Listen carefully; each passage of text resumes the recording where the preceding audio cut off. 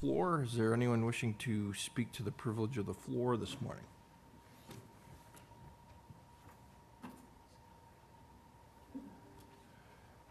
Not seeing any, we'll move into our proposed resolutions. First proposed resolution on the agenda today is transfer of foreclosed properties to Chautauqua County Land Bank Corporation.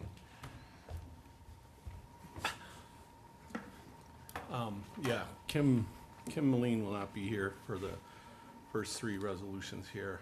So myself and Pierre will try to handle these, which I think we can do.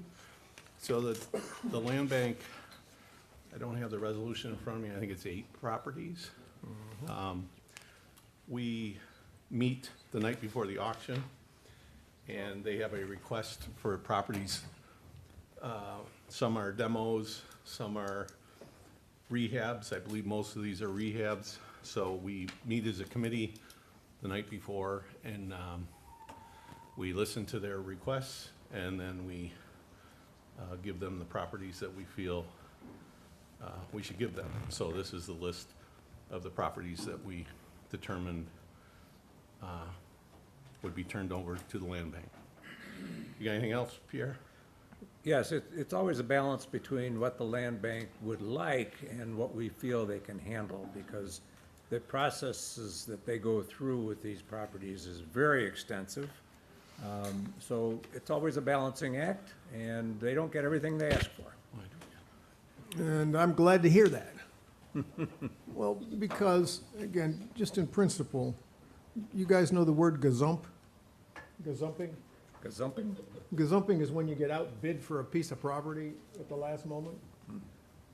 So when the public authorities step in and for a buck, get something which may have been sold to a private investor for a good bit more money, and so you've actually stepped on that private investor's rights. I understand why you do it from time to time, but you need to have a real good reason. Yes. Yes. And they take the demos, which is a big relief to the county and to the taxpayers. And so they don't do that for no cost. So taking a few other properties that they can rehabilitate and then sell and make a few dollars on to support their demos, it all works together. You know, and I understand there's a past history of private investors buying these things and then not really doing much with them. Right, right. And I understand that's a reality. But again, you know, we're using the power of the public sector to step into normal commercial Yes. rights. And Have to do that judiciously. yes, sir, exactly. And Fred, there's no Cadillacs on this list either. I didn't think so. And a point too, the land bank was created for a need, you know, out of necessity years ago when it was established, because there was a need, that wasn't being filled. So, they have, like Pierre said, has stepped in and tried to do the best they can to take some of those troubled properties. This is a trust but verify thing. Yeah. And there was a day where, in years past, they sort of just, I was quoted in the paper one day, they swoop in and take the properties. So we established this committee to review it and at least get some sets of eyes and ears on it. Yeah. To make sense of it and hopefully have the confidence of the rest of the body that Yep. we made It's the a right good, decisions. it sounds like a good process. Any other questions or comments before we take it to vote? Not hearing any, all in favor, please say aye. Aye. Opposed? It is carried. Proposed resolution number 2 is authorized transfer of tax foreclosure property to the village of Mayville. This is a property that was under distress for a while. It's sort of been a rough property. It was boarded up and I think condemned. And when the village found out that it was going into foreclosure, they requested the property. They're going to demo the site and market the site for future considerations. So I think it's a good move. Does that sound right, Pierre? Yes, and they're paying all of the back taxes and penalties. Yes, I forgot that. Yep, no, I see that on here. It's great when they can, when they step up and do that. Either way, I suppose it's a win for the county because it cleans it up, but,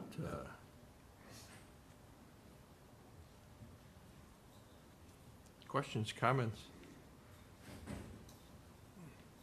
All in favor, please say aye. Aye. Opposed? It is carried. Number 3 is authorized transfer of tax foreclosure property to CHQ Transit. This is a piece, oh, Tim's here. Good morning. I'll try to quit talking. Go ahead. Good morning, Tim Card, Director of Public Facilities. This is a piece of property that's ties into our Chautauqua County CHQ office location in Falconer. And we would like to obviously acquire this piece of property. It was an old restaurant, bar type place that was tore down. Now it's just a lawn that grows up high every year. And the reason for the acquisition for the CHQ Transit is in the future, we're looking to a capital project and put a bus wash station on that property for all our buses and such. So that's the reason why we're looking to take that piece of property. And again, it butts right up to our existing property now, give us more space. Sounds good. Any questions, comments? Comments. So, I mean, I'll support this because it sounds like it makes tactical sense, but when you step way back, the footprint of county government in terms of just number of square feet owned or leased has just grown and grown and grown, whereas the population of the county's gone down. And that just shouldn't be. And it seems like it happens like this, that we keep getting a tactical thing that in the immediate case makes sense, like this. And it's like an upward ratchet, and there's no downward whatever force that is offsetting that. And so, as I like to say, when I was a kid, we ran the whole county out of that Greek Revival building. And the population of the county was 15–20% higher than it is now. Really? So anyway, it's just, and we're going to get at it again when we start talking about the school over there, that it just seems like an incessant increase in real estate. Where does it stop?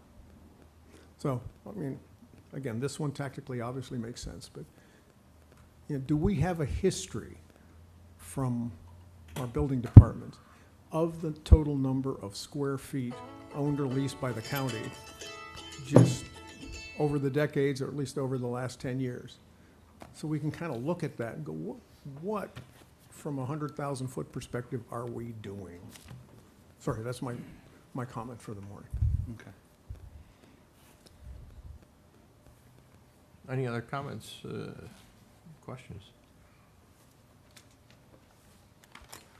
All in favor, please say aye. Aye. Opposed? Thank you. Carried. Thank you. It's my understanding number 4 has been withdrawn, so it moves us into number 5. Proposed resolution number 5 is to authorize execution of lease agreement with the town of Chautauqua for office space for the Chautauqua County Public Defender Family Court Division. There is a new amended version that the clerk has passed out. This is what we will be reviewing this morning. And looks like it's become a pretty collaborative effort with all the individuals approaching.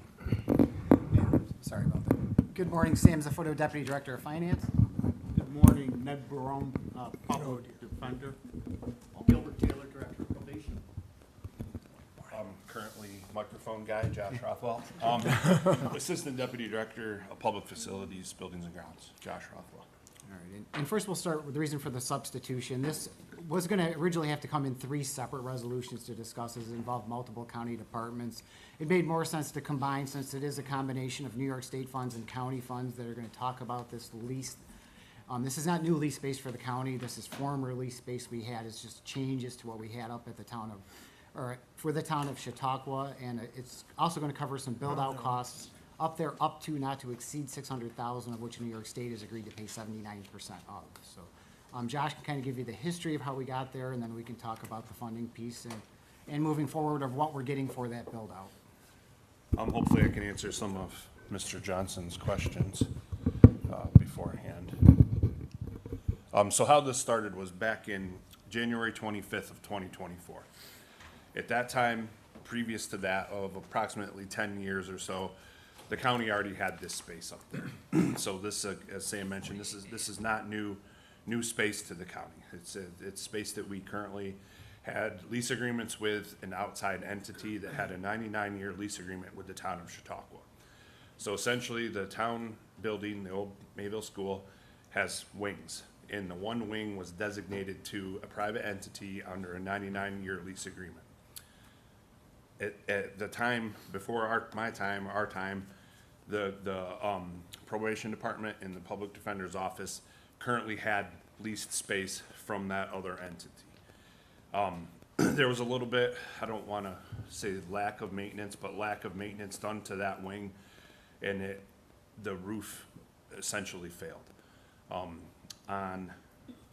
Like I said, on January 25th of 2024, the roof, it didn't fully collapse, but it allowed snow and water to just flood the whole entire wing. That sounds like collapse. Yeah, I mean, the structure itself stayed good, but the roof gave way. In which we had those lease agreements in place with that other individual that leased the wing for 99 years. So the town stepped in, lawyers got involved. They went through there, who's responsible for fixing the roof, who's responsible for the damages to the county's stuff, what do we do with our occupants up there that currently had lease agreements. Family of the owner decided they didn't want to be property managers. They made an agreement, I don't know what exactly those agreements were, that was between the town and them, but on July 10th of 2024, the agreement between the individual that leased that wing for 99 years and the town came to an end. So that became effective July 10th of 24. So the town has made a significant investment into that wing as they took the wing back over. They put a new roof on it, they put new windows in it, which is all stuff that had to be done to keep the space habitable. So now what we're proposing to do here is just redo, I guess, the leases, but with the town versus with the other entity that owned the building.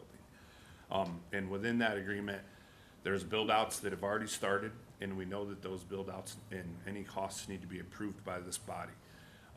The town sat in meetings with us, and they're doing those build-outs whether or not this is approved by the legislature. They have people waiting to move in. They're remodeling it no matter what we do. But they did meet with us and take our suggestions to make this fit our needs as we had already rented the space previously. So that's a little bit of the background behind it. As far as the financials and the numbers get into, the probation department and the public defender's office were able to obtain a vast majority of the costs associated with all of this, including the rent costs for this proposed 10-year lease agreement. The 125,000, whatever that number was, 125,580 that we're adding into that to amend into the buildings and grounds budget is what's the remainder of the $600,000, which is the cost of the build out. So essentially, the cost of the build out was not to exceed $600,000 by the county, and the rest is being picked up by their departments within grant monies. And that's the total cost for the 10 years. So, also another thing I should add, the county and the town do have an intermunicipality agreement, which within that agreement, again, I'm not an attorney, but within that agreement, it states that that building is to benefit the taxpayers of the county, hence the $10 a square foot rent. The town is not actively trying to profit, so to say, off of the county, nor is the county trying to profit off the town. Within that $10 a square foot, you're getting maintenance, you're getting all your utilities, heat, water, sewer, electric, everything else, and cleaning. We were able to bargain with them, negotiate with them to do the cleaning, whereas in other leases, it's not included that the county has with the town in the building, because part of the $600,000 of the build-out costs includes some common space. Not very much of it, just the hallway. It was drywall, painting, and some trim around the base. So we feel that over the course of 10 years, the cleaning definitely outweighs the cost of what we'd be contributing to the hallway space. So hopefully that helps. And if I might add, also in that lease agreement is no escalation clause after 10 years. So that's huge, I think, is that for the county down the road, there's no additional increase in that square footage cost. And the other thing I just want to mention, Josh, if I may, is our PD office. We were located in a good portion of that part before the roof collapsed. And then we had to make some arrangements and move our family court personnel into different areas. And I have to take my hat off to our family court division, because they've been real troopers through this whole thing, working really, really under very difficult situations while this has been pending. The other thing I'd like to mention is that we have the grant money secured. It's ready to go and ready to pay the cost for our portion, and which is $324,000, I believe. In both cases, the county has already been advanced by the state, the grant money. It's in finance's possession. Once this bill is paid, it'll be in the department's revenue accounts. That's the 258 and the 65.9? It's the 324, 420, and earlier this year, we had already amended the probation budget, but we do have possession of those funds at this time. All right. And as far as footprint goes, when we moved into this building several years ago, there was multiple reasons we did it. One was the amount of money we were spending on fuel to have officers reporting to Mayville regularly. The amount of time it took them to leave Jamestown to come to Mayville regularly. And we didn't have as close of a relationship with the courts. When we moved into that office, it was in horrible repair. It was really not a location even before the roof. But we were saving the taxpayers' dollars by getting them here. We had immediate access to the court, and we had a location where people could report immediately from family court. So at the time we did the move, it was a huge cost savings for the county. So now when we look at it, it really continues to be a cost savings for the county, even with the $125,000 county share. I know from probation, public defender, and Sam, the amount of effort that we've put into get the county to be really on the right page with this, as far as our interaction with the town.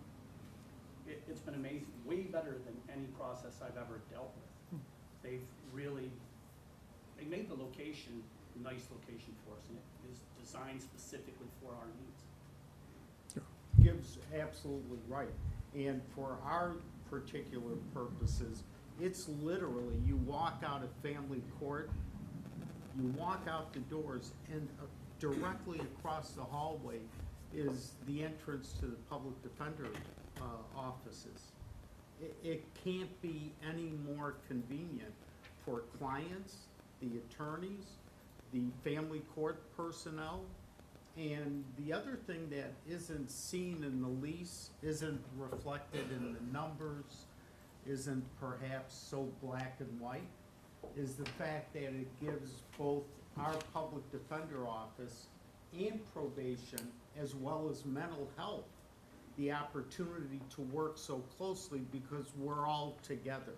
We're all right there. And that's a huge, a tremendous advantage, at least for our offices, I know, and it already, it shows. So we couldn't be happier.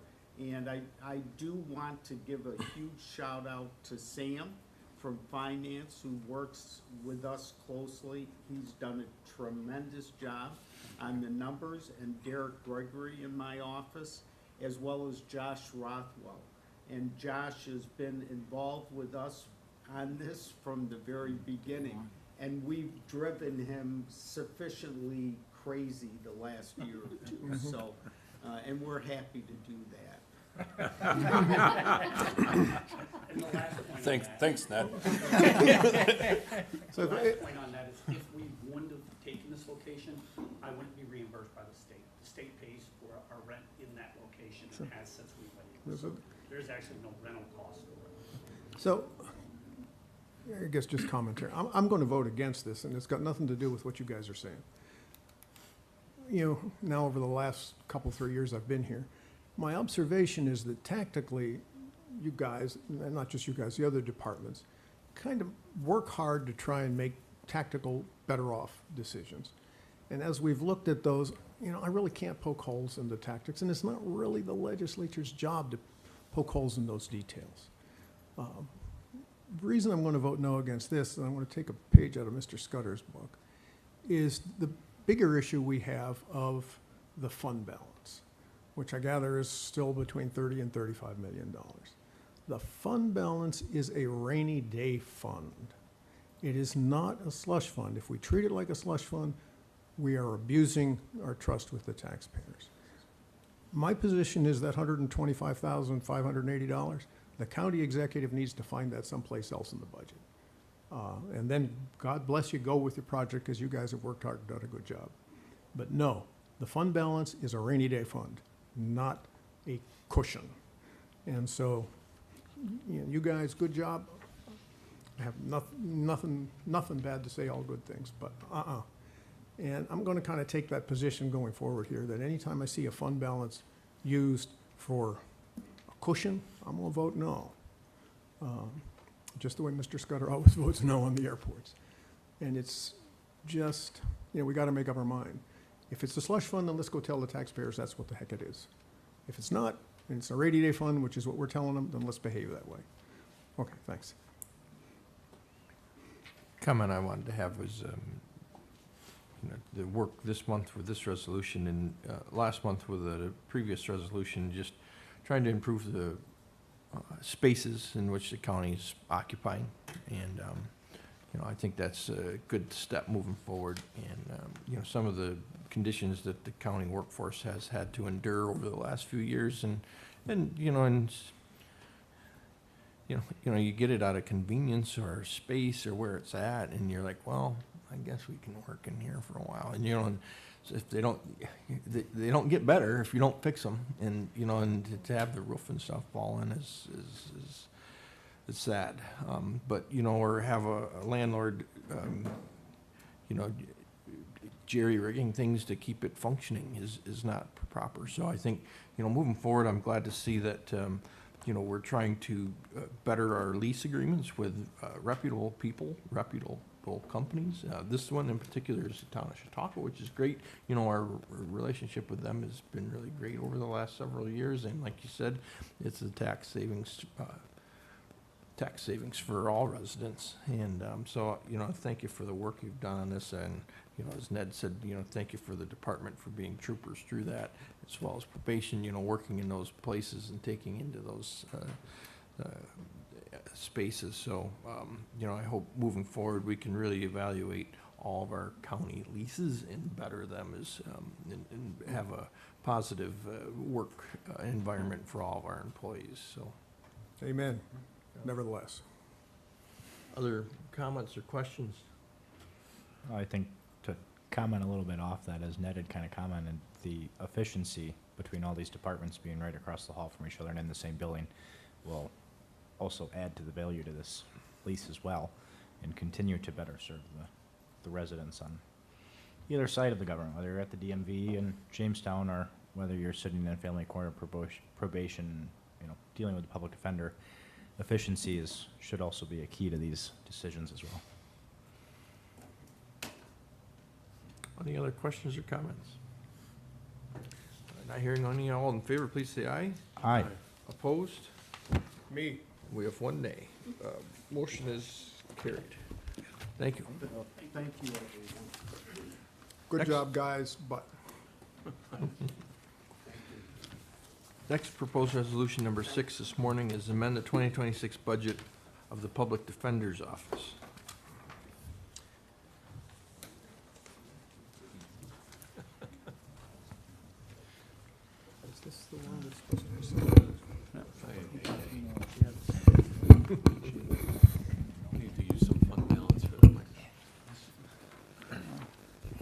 morning. Derek Gregory, Assistant Public Defender for the Public Defender's Office. And Sam Zafoto, Deputy Director of Finance again. And the resolution before you this morning is simply to fund our family court sub-department.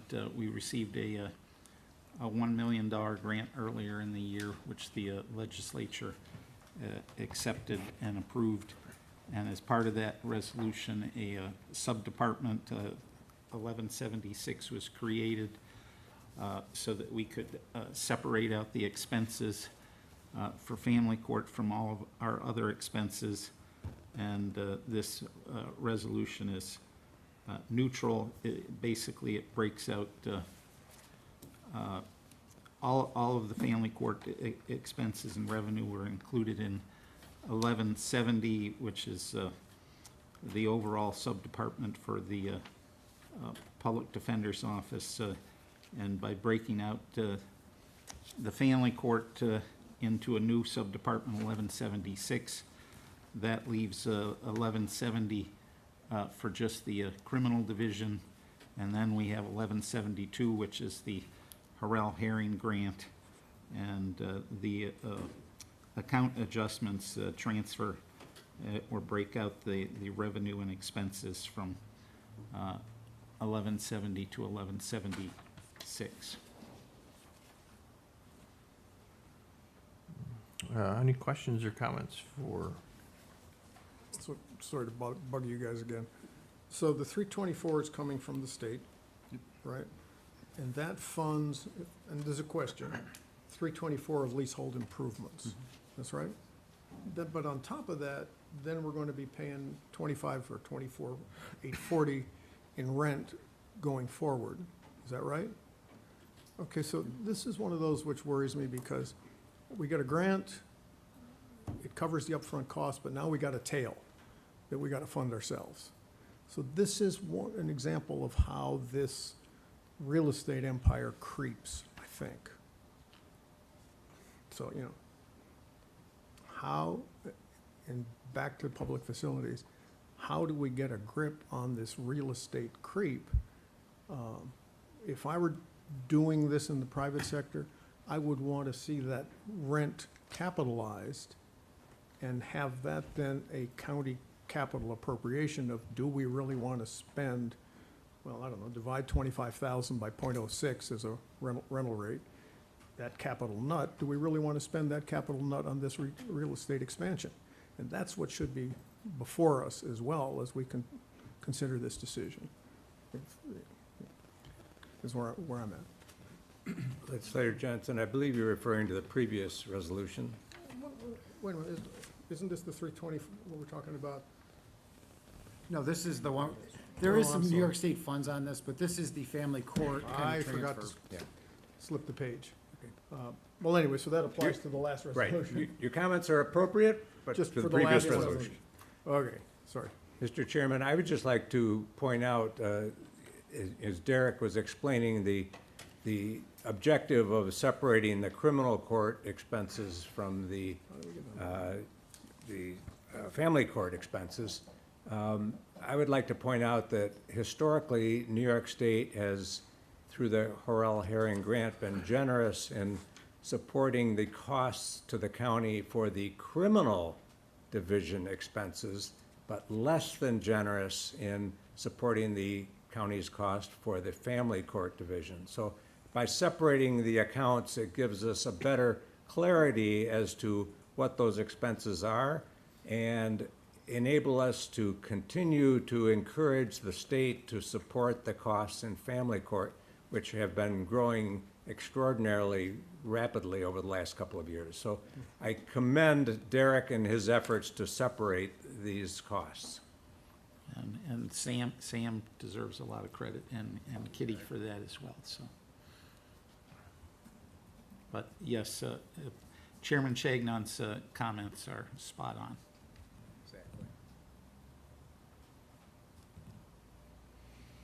other questions or comments regarding this resolution? Yeah. Not hearing any. All those in favor, please say aye. Aye. Opposed? It is carried. Thank you. Thank you. Next proposed resolution is number 7, authorize acceptance of gun-involved violence elimination grant funds for 2026 to 2027. Morning Committee, Madeline Contiguglia for the District Attorney's Office.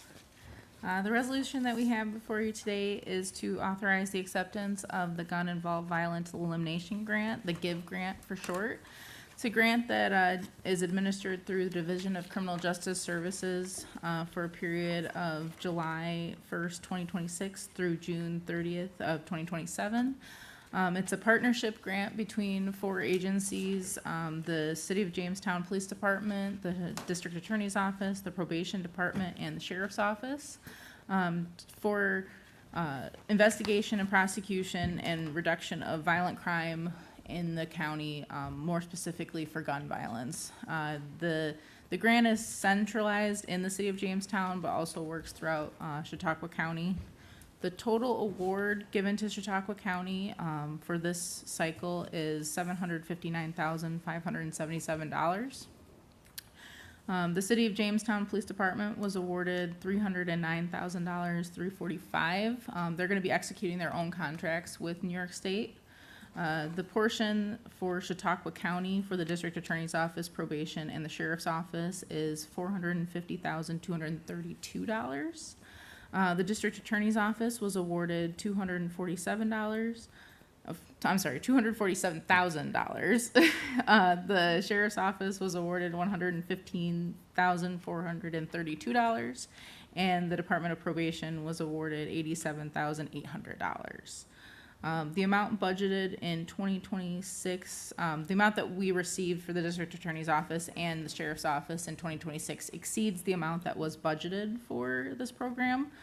So we are asking for a budget amendment to both the District Attorney's Office and the Sheriff's Office, which are both budget neutral amendments. The District Attorney's Office will be increased by $73,500, and the Sheriff's Office will be increased by $43,716. I did note last night in Public Safety that there was a typo in the first whereas clause. The second line, it should be through municipal agencies, not though, so I apologize for that. Oh, man. I know, I just missed one letter. Madeline, I couldn't read the rest of it. I know, it was very distracting, I know. question for you. Yes, sir. In regards to the grant overview, the state is recognizing the Jamestown Police Department in giving them their portion of $309,000, and then the other portion is coming to Chautauqua County. What are the details around them recognizing other policing agencies within the county? You know, so I don't see others agencies listed here. Do they not qualify because of sizing? Do they not qualify? Why aren't they?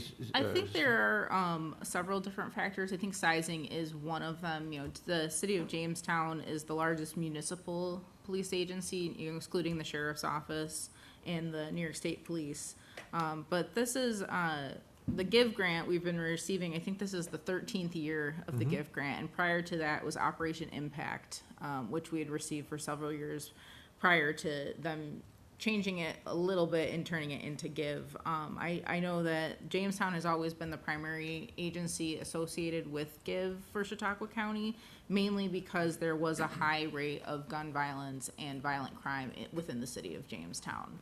Our agency, you know, in Chautauqua County has tried to expand GIVE into the remainder of Chautauqua County to the extent that we can.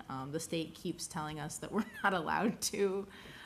So the state is who is telling us that we have to have the primary jurisdiction be Jamestown and the City of Jamestown. But we work as much as we can trying to move the efforts countywide because we recognize that there are gun violence and violent crime throughout the remainder of the county and not just centered in the City of Jamestown. Sure. It was just a question I had, you know, thought of when we, you know, reviewed this. And obviously, it's been something that we've reviewed several times over the last few years. And I don't recall that I've ever asked that question. Yeah, So if I ask it again next We year. have requested that, you know, it be moved into maybe, you know, the city of Dunkirk to start with, you know, to have our two major cities in the county covered by this program. Our representative for the GIVE grant, from DCJS has said that he would look into it and start to, you know, build the evidence and the statistics that they would need to be able to expand it into other agencies within the county. They have done that for other counties that are a part of the GIVE grant, statewide. So I know Erie County was able to expand their jurisdictions to a couple different municipalities within the last several years. So it's not out of the realm of possibilities. We have requested it. They just haven't done it for us yet. Good. Oh, that's good. All the help they can get is warranted. Questions, comments? Not hearing any. All in favor, please say aye. Aye. Opposed? It is carried. Thank you. Thank you. Next proposed resolution, number 8, is to amend the 2026 budget for Office of the Sheriff.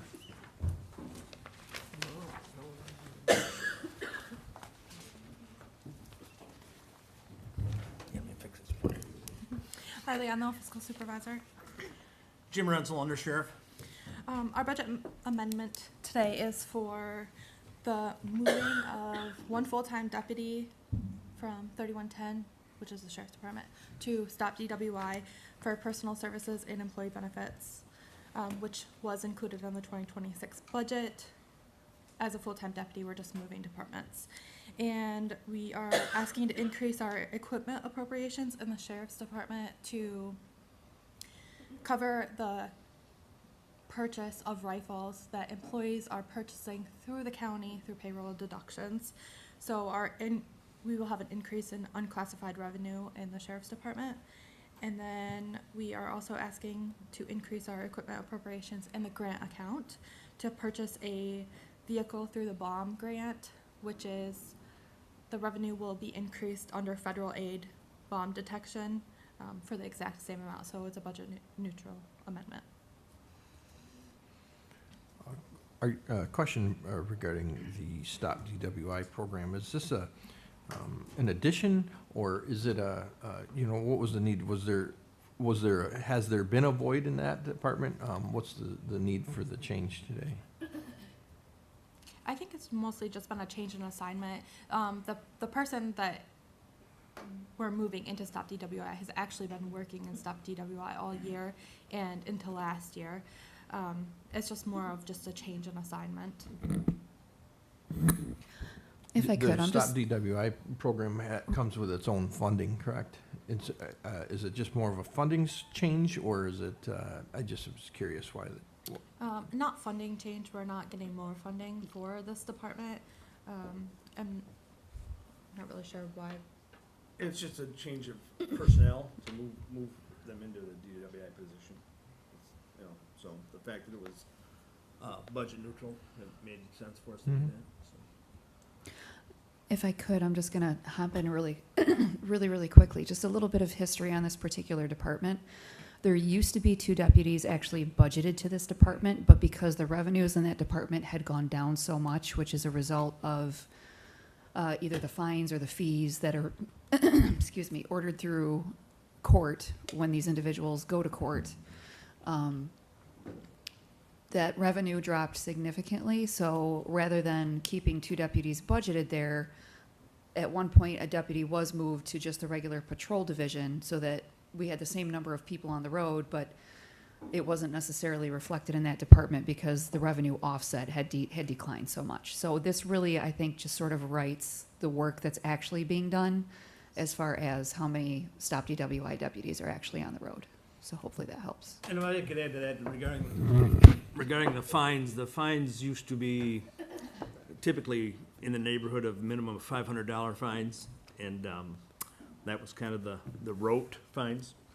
But over time, that has diminished. I've seen fines for DWIs to be $100, $150, you know, in addition to the the state mandated court fund, but the fines have reduced over the years quite significantly. And Jim, just to add to that, the courts are not following through on the collection of the fines. Yes. And so if the fine is not fully paid to the county, there's no follow-through by the courts to get them collected. That's correct. And also, sometimes the fines are, I've seen waived because a person is deemed to be indigent, so the fine is just waived. You know, so back to my question too, so there really isn't a change. It's really just more of a change in finance. You've really had the Correct. same people there. It's just how you're paying for them. So, and that's what I was curious about. And the sheriff's office has been utilizing the services of a collection agency to actually try and gain some sort of recourse on these. I mean, the last I knew, back probably 8 years ago, it was well over $1 million worth of unpaid fines that were owed that the sheriff's office really had no recourse of no way of collecting. So they have been utilizing those services. I think it's been helping a little bit. Yeah, I think it's been helping a but little bit. It's a slow going process, but they're definitely trying to close that gap a little bit. Full disclosure, so I'm on the guidance board for the DWI thing. And what they've been talking about and is really an issue, and I don't know how our law department can help, get after the people who really owe us money on that. And why on earth, the state or the judges are agreeing to these small fines. Now, also full disclosure, of course, I'm in the alcohol business. But, A little full disclosure going on. yeah, but but the reason I'm interested in is the very last thing I ever want to see is one of my branded bottles sitting there in a traffic accident scene on the evening news. So, anyway. But it's gotten worse because it's not just intoxication, it's now driving while under the influence. And then on top of that, it's driving while distracted with cell phones and all the rest of it. So in aggregate, the number of accidents that are coming from people either with alcohol, drugs, or phones in their face is going up, not down. And, and I see the unpaid fines as it's a problem. It's something that the county faces, but it can be a good problem. It means that we're still patrolling, we're still doing the job that needs to be done, whether we're getting paid or not. And that's the important part, whether it costs the county, costing us millions of dollars, right? But that's a good thing because we're making the streets safer and we're trying to, protect those families, individuals, cyclists, as, Tom Nelson's not here today to bring forward his 3-foot rule, but if you're under the impairment, 3 foot closes down to a foot. You're like, I really just didn't see them, so, it's important that we continue to do the work and at what cost. There is no cost if we can save life and be safe, so. So are we unique in this not collecting the fines? I mean, if somebody has a speeding ticket or a traffic ticket, or isn't that a criminal offense? And Good question. or do you just? I'm just for the future. I If I get a speeding ticket, do I have to pay it? I know you can't answer that. No, I mean, Just over time, But good over time, I've seen the fines in general reduced. but what's the enforcement for paying them? So if you're The judge drinking deci- and speeding, you're getting away with. You might as well be going fast because you're not going to have to pay a ticket for either one. So. Well, you have to show up to court or converse with the court, so a warrant doesn't come out for you. That's your incentive, I guess. Yes, they are. So it just, okay, I mean, I'm not, But This the is- fines for speeding and DWI offenses I've watched them go down over the years. And what happens is people, they can revoke your license, so that's an additional thing.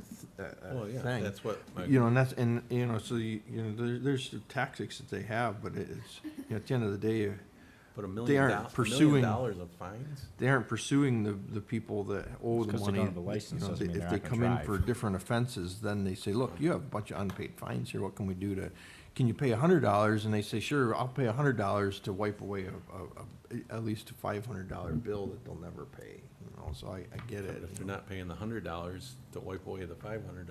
Well, But can't the agreed. sheriff's department garnish that from their wages? The judge can issue a garnishment order, but they Yes. don't.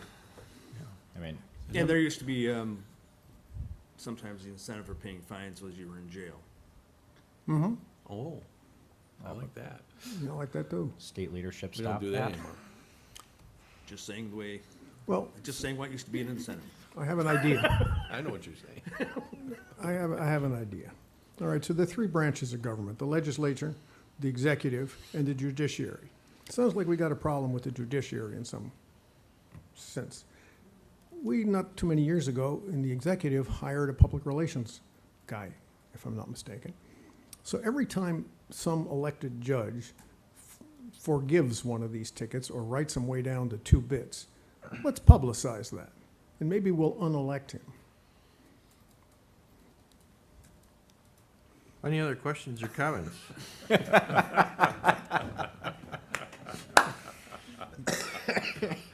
It's a democracy, you know?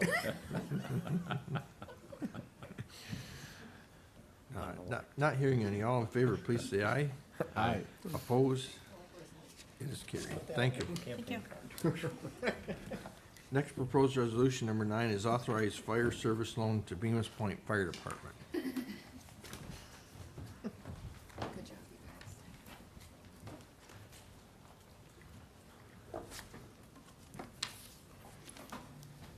guys. Noel Gutman, Director of Emergency Services. Signed that already? No. Yeah, if it went through P&E, it's me, but it- We have to wake you up. Waiting for the sidekick. I just wasn't sure if this was my time. Tim Carlson, County EMS. So what we have before you is Bemis Point has applied to the fire service revolving loan account. The requirements of that loan account, if it's fund requested over $50,000, it needs to have legislative approval for that. If it's under 50, it's 50,000 or below, it is just authorized at the fire advisory board level. They are utilizing this fund to purchase, which they've already got, a new fire rescue boat. I would like to note, it was brought up yesterday, the resolution should say there, it was a 5%, 3 years paid back loan. It's been some time since I recall a resolution coming forth with this. The last one I recall is from David Hemline with his district. Do we typically, you say we have to if it's under $50,000? Have we distributed much out of this in the last? It's honestly, it's an underutilized tool. A lot of the ones over the last few years have been under that $50,000 amount. Some purchase for, medical cots, radios, and that type of stuff. Small. This is one of the bigger ones I've seen in quite a few years. Yeah, I But it's a don't great remember. use of it. Yeah. And, Bemis bought a really good boat that's gonna serve the whole Chautauqua Lake community for fire and rescue purposes very well. Yeah. Every emergency call for the lake, Bemis gets dispatched with their boat, Correct, just. or their airboat in the winter. Yeah, Bemis Point being in the center, obviously, we have what we call a lake plan where all the water assets on either the north or the south end of the lake go at once. Bemis being in the middle, they're any type of a boat, related water accident, they are going north or south on every time we have a water activation for Chautauqua Lake. So this boat is already purchased, right? Correct. All right, so then my comment is a complaint to the people of Bemis. That, come on, you bought a brand spanking new boat. Heck, the used boat market with only a couple hundred hours on them is at a huge discount to brand spanking new boats. Did they not really shop around for a lightly used boat? I mean, there are thousands Not too of- many boats have a fire pump attached to them. Oh, well, all right, I don't know what's the cost to attach a fire pump, but, this is, again, that's to Bemis, not to you guys, and that's not germane. It's just as the tight water around here, that's my point of record. I've come to realize that anything that has a F in front of it, when it comes to equipment-wise, is expensive. And The only thing that's worse is when you put make it tactical, it costs twice as much as the fire side. Tactical, yes. So unfortunately, you're 100% right. The fire service and the first responder products are often just rather expensive. And then there's another letter, which is G, when the government's buying it, the price goes up. Any other questions or comments? Not hearing any, all in favor, please say aye. Aye. Opposed? It is carried. Next proposed resolution, number 10, is authorized agreement with Sheridan Fire Department to utilize space for fly car M71 and paramedic. So this is a continuation of us trying to formalize our housing agreements that we have had long standing through handshake agreements. Specifically with this one, in the past, the agreement was made that we would be at their station and in lieu of any type of payment, provide paper products and some cleaning services like stripping the floor and refinishing that. And this was something that was established in 2017 in the early stages of county EMS. Noel was not the director then, and I was on a fly car in the south end of the county, a Medic 74. So obviously we can't continue to do those type of agreements and handshake agreements. So this agreement would formalize our presence there, and in exchange for that, we would give them $3,000 annually, a one-time payment. You know, it's also note that, we have, one of our medics is in residence there 24/7, so this is to help offset their cost of utilities for the building that we occupy. Is this the same price as what we agreed to Lakewood with last year? Correct. Yeah. Okay. Does this include the cost for toilet paper? Well, it includes, they get the money and they can then do with it what they wish. My hope would be that they provide toilet paper for our providers. Or garage doors? Otherwise, it would be an interesting situation for them. Rest assured, Any I of the will other ensure that they have toilet paper. Nonsense things that were brought up last time? BYOTP. That's right, yeah. I'll go to Sam's Club once a year. But these communities really do benefit by having the fly car there close to their communities. Yep. So, all right, you guys are getting everything all buttoned up, but at the end of the day, the county is transferring funds to a municipality who's fundamentally a net beneficiary of your presence. So, Okay, How many but- years has it been that we've gotten away with just a shaking hand? Since 2017, So, yeah. well, you were doing a good job, so why quit? Come on, Well, man. Actually, it was internally, it was our own fault, so. No, not fault. What are you talking about? That we couldn't continue to do that. It was most definitely our own Okay. fault. Seems reasonable. Yeah. We tried. I surrender. Does Sheridan have their own fire, do they have an ambulance at They this do. point? But it operates under us. Have they been, do they man it? When they can, yeah, voluntarily. Yes. What's their rate of answer, I suppose, versus the counties? Well, so that's not a clear-cut answer because a majority of the calls in the county are often a blended response, right? So if they man the ambulance, a lot of times they're manning their ambulance as a second up. The way they have their run cards established is somebody else responds first, it's All-Star.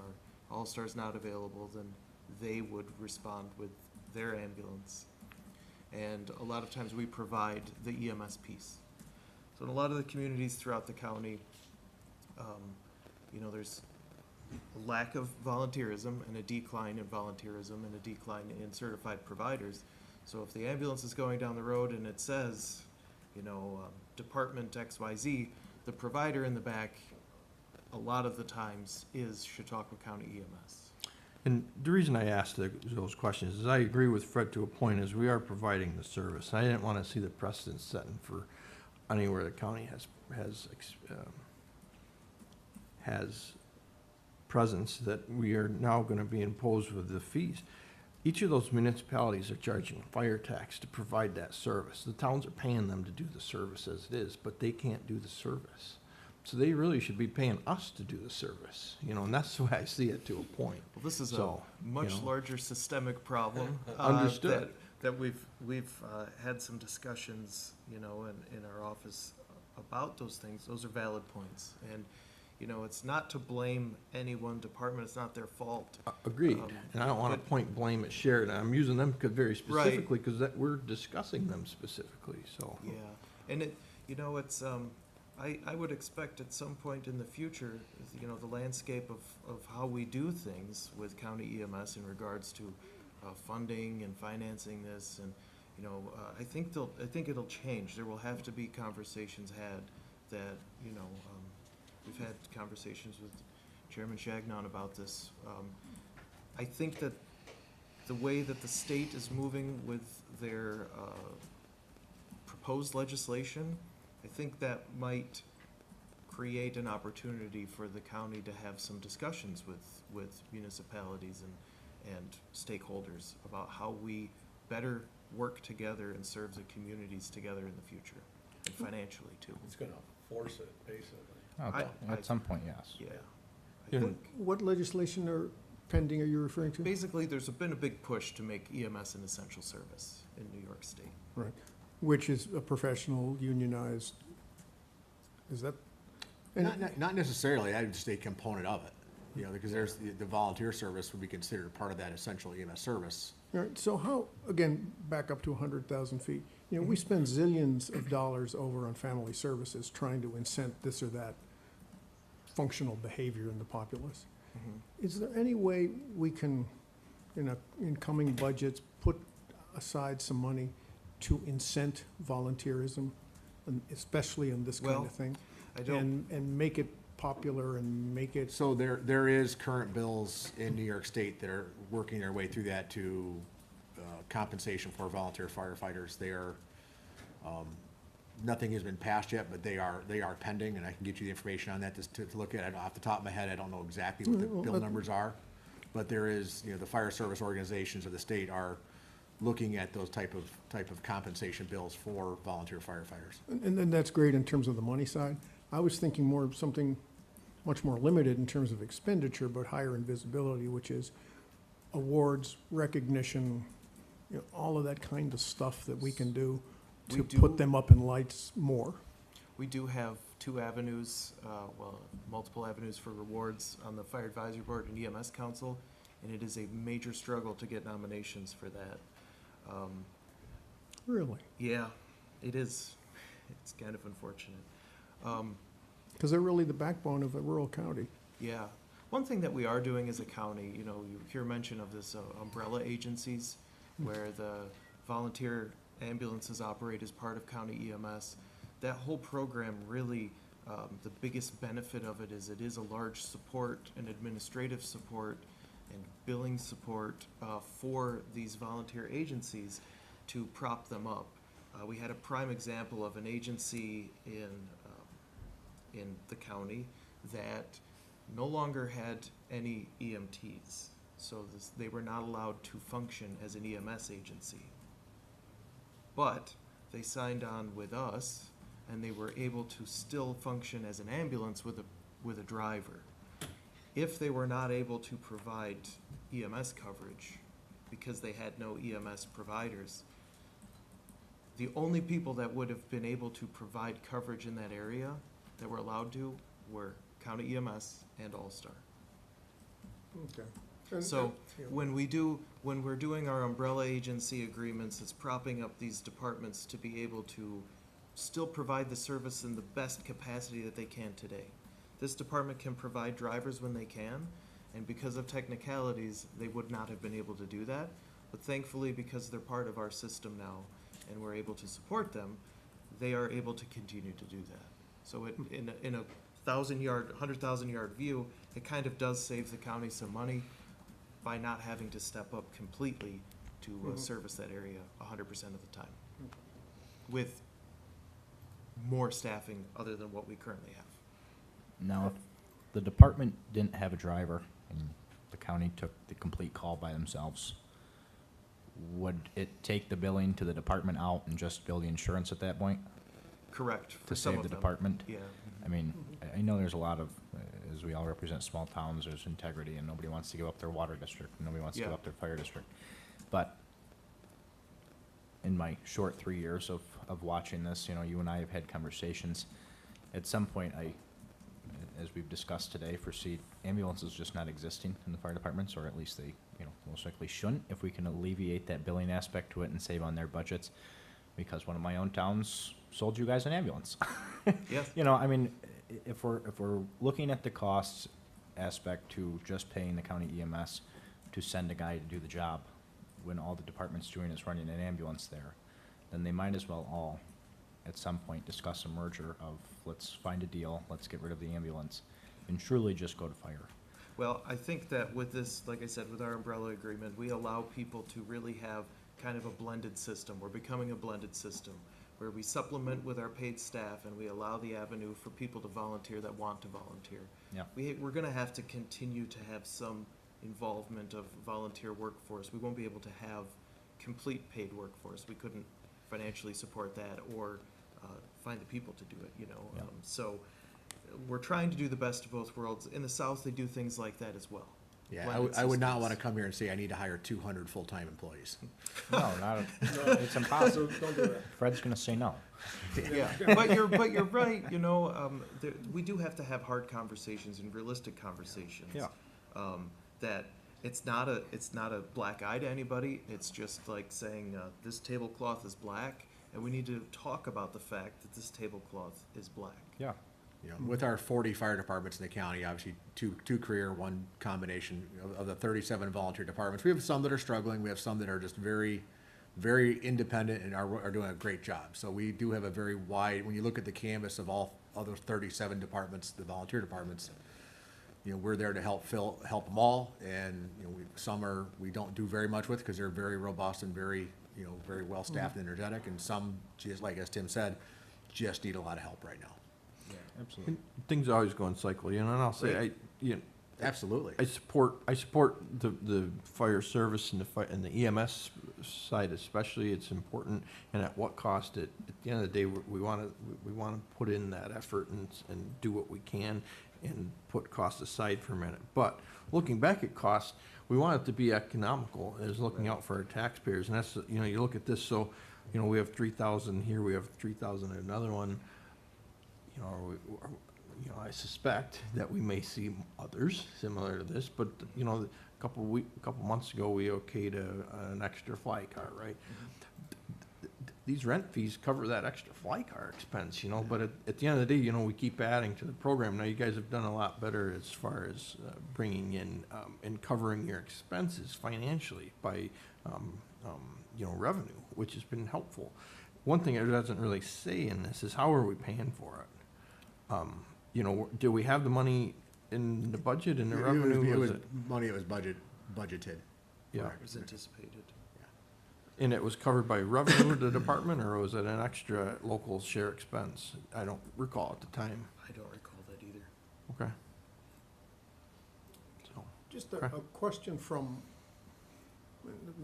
maybe to our chairman.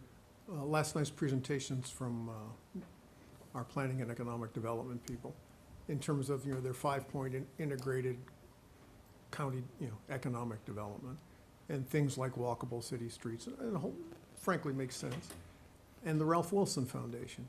Now, on the side, I know a fair bit about the Ralph Wilson Foundation, and the fact of the matter is, one of their strategic requirements is the development of Western New York.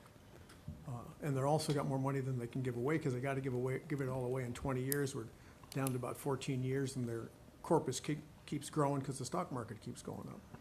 I can't think of a better way, a more efficient way to build rural community development than helping this kind of volunteerism and volunteer fire department. Is there a way through that public-private partnership that we were talking about last night and their 501(c) to put together a program to present to the Ralph Wilson Foundation or people like it to help support these these little fire departments and EMS departments? I think as you alluded to, Legislator Johnson, that's really an excellent question for CPEG, the Chautauqua County Partnership for Economic Growth. Okay. I think, they're in the public-private partnership business. Exactly. I think that's an excellent avenue. And here's, here's the head of a client essentially for that. Yes, exactly. Okay. Mr. Johnson, I have a question if I. Shoot. Do you have any experience with emergency services historically? Like, have you, been involved in a fire department or anything? Any family members? No, I haven't, but just being Representative Ripley in Westfield. Yeah. And seeing their struggles in getting people to volunteer. Well, And so that's how I've started to come, yeah. and how important they are there to those two communities. I'm not trying to say that in a mean way or I a understand. gotcha way.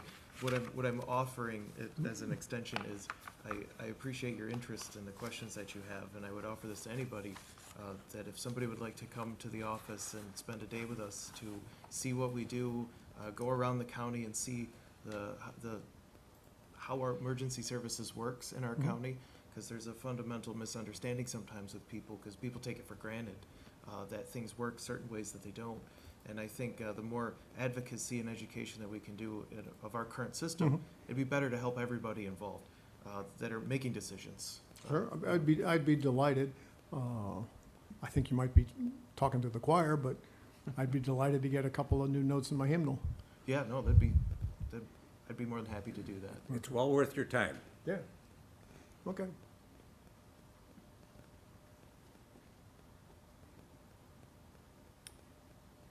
They won't make you hold the IV bag or anything too Well, I've had a couple of rides in those buses, so I've known it from the consumer side of things. We might. Sometimes we need some help. Any other questions or comments? Okay, not hearing any. All in favor, please say aye. Aye. Opposed? It is carried. Thank you.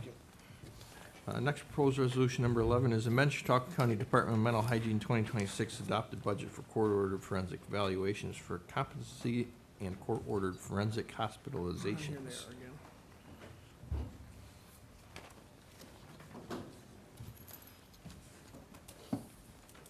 Good morning. Trish McLennan, Deputy Director with Departmental Hygiene and Social Services. Renee Moulton, Deputy Director. sorry, Deputy Director Finance, thank you. And it's a welcome to Renee. I know some of you met her last night. She has just joined the Finance Department, and I am thrilled that one of her responsibilities is our Department of Mental Hygiene, along with 2 other departments. So we welcome Renee and her expertise and knowledge to our county. I'm here requesting a budget increase of $400,000 of the, not of the slush fund, and I listened carefully. Well, you're ahead of the game. I am going to see if I'm ahead of the game, but of their unreserved fund balance, though, to cover legally mandated New York State Criminal Procedure Law 730 costs. We did budget $500,000 for this calendar year. We were conservative. We were intentionally conservative. This was not it was due to the fact that there was significant conversation during 2025, and it was expected to be carrying on in 2026 throughout New York State, with the hope that there would be some different solutions on a state level, legislative level, to make some changes financially to the responsibility for these costs. Those of you who heard me speak about these know that in about 2019, it went from a 50-50 responsibility of New York State and the county to 100% responsibility to each county. So that doubled our costs at that time. In addition to that, and again, I'm being careful about this is not a belief one way or the other, but in addition to that, laws changed with jail bail reform. There are advantages to jail bail reform in that right people can be out and get the medical care they need. The other side of that, though, is that there are individuals who are released immediately and therefore do not have the time to get on medications and to be sustained and receive treatment for their illness before they appear in court. What that results in is a higher level of 730 orders, meaning evaluations by a psychiatrist or a psychologist to determine whether or not they are competent to stand trial. If they deem not competent to stand trial, the judge then orders them to a forensic state psychiatric center, at the cost to the county of approximately $1,200 a day. That cost can be a month, that cost can be 6 months, that cost can be 9 months. Many of you heard me share a story of another county that had 1 year of a person. No, ours have not been that way. We do review them every month. I see the data every month. I know who's there. I know who's not there. I know the medications they receive. If we have questions or concerns, we call. We are very proactive on this. That said, unfortunately, I am sitting now with, we have spent $487,099 of the $500,000 so far. So I am sitting here anticipating a one-time increase of $400,000 more. If we do not use that by the end of the year, of course, it will be rolled back over to the fund balance. When did you say it went from 50/50 to 100%? I want to say it was 2019. 2019? Yes, it's been, and it continues to creep up each year. And around that same time, 2019 was also jail bail reform. So the numbers, increases of requests have increased significantly along with the cost. All right, well, God bless you. I understand the state's put you in a jam. I hear you. No criticism to you guys, Okay. okay? The reason I'm going to vote against it is because somebody should be sitting in the chair next to you, and that's the county executive, to explain why all the other departments in the county can't help offset this unforeseen bust. We just approved one for the sheriff, where in total, they had a, not this big, but a significant, over $100,000 favorable variance to their budget, which they then applied against incremental spending within their domain. Well, let me see if I can explain this. That kind of behavior creates a ratchet effect, that heads I win, tails you lose, being the taxpayer. So I've done a lot of budgeting, and budgeting is hard. Sometimes you miss one way, sometimes you miss the other. And when you got to deal with the vagaries of the state, it's even tougher. Okay. But the point is that if, when you win and you got a favorable variance in a department, you get to spend it. But when you lose and you got an unfavorable variance, you go to the fund balance. No. The county government as a whole needs to be responsible for making its budget. And that means that you go to your favorable variances first to cover unfavorable variances before you go to the taxpayer. In this case, taxpayer being the fund. So God bless you guys, I understand your problem, no argument. But that's not happening, and so I'm going to vote no. Okay, and if I may, I can't speak for other departments, but I can speak for mental hygiene. We are not permitted to use any of our state aid funding, any of our clinic revenue for criminal procedure law, because all of our funding comes under mental hygiene law. Sure, and I we're not allowed to understand. cross You've that. So got just so that's guardrails. clear, I certainly cannot, I'm looking at Kitty to see if she needed to, but I can't speak for other departments, but I can speak that I'm not permitted to use anything And I extra imagine from us. other departments Just so have that's clear. guardrails too. Yes, and they do Yeah. often, that is state mandated, unfortunately. But effectively, and for whatever reason, we've had a negative variance here, and the proposal is go to the taxpayers.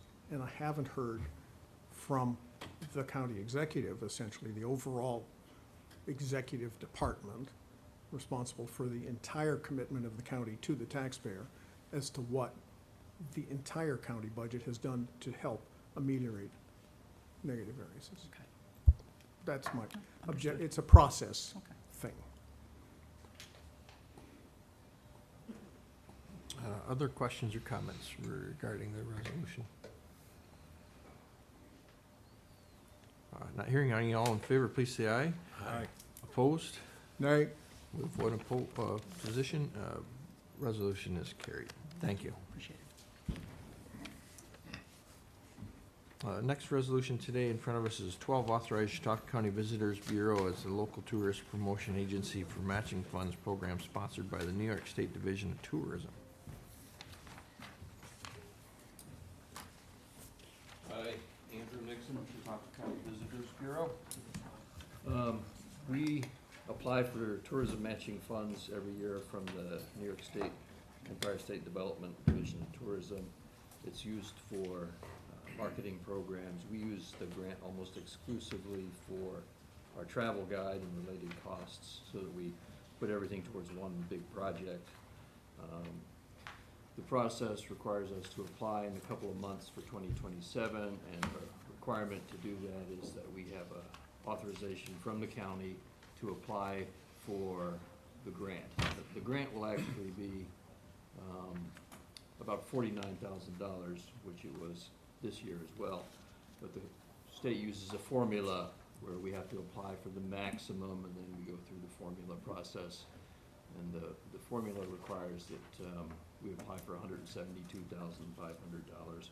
So we have a figure in the resolution of more than that, just so that we're on the safe side. And I have this handout as well. This is how we would utilize funds. It's not working, so you're getting two. All right, thanks. Thank you. You need another? No, sir. No? Okay. There you go. So this is just an explanation of how the $49,000 that we anticipate the grant will actually come out to, would be allocated between county programs, which is the county travel guide, and regional programs, which is a partnership with Cattaraugus and Allegheny County to attend some travel shows. So I'd be happy to answer any questions, and we're just urging that you authorize us to once again apply for the funding. Questions or comments, Mr. Nixon?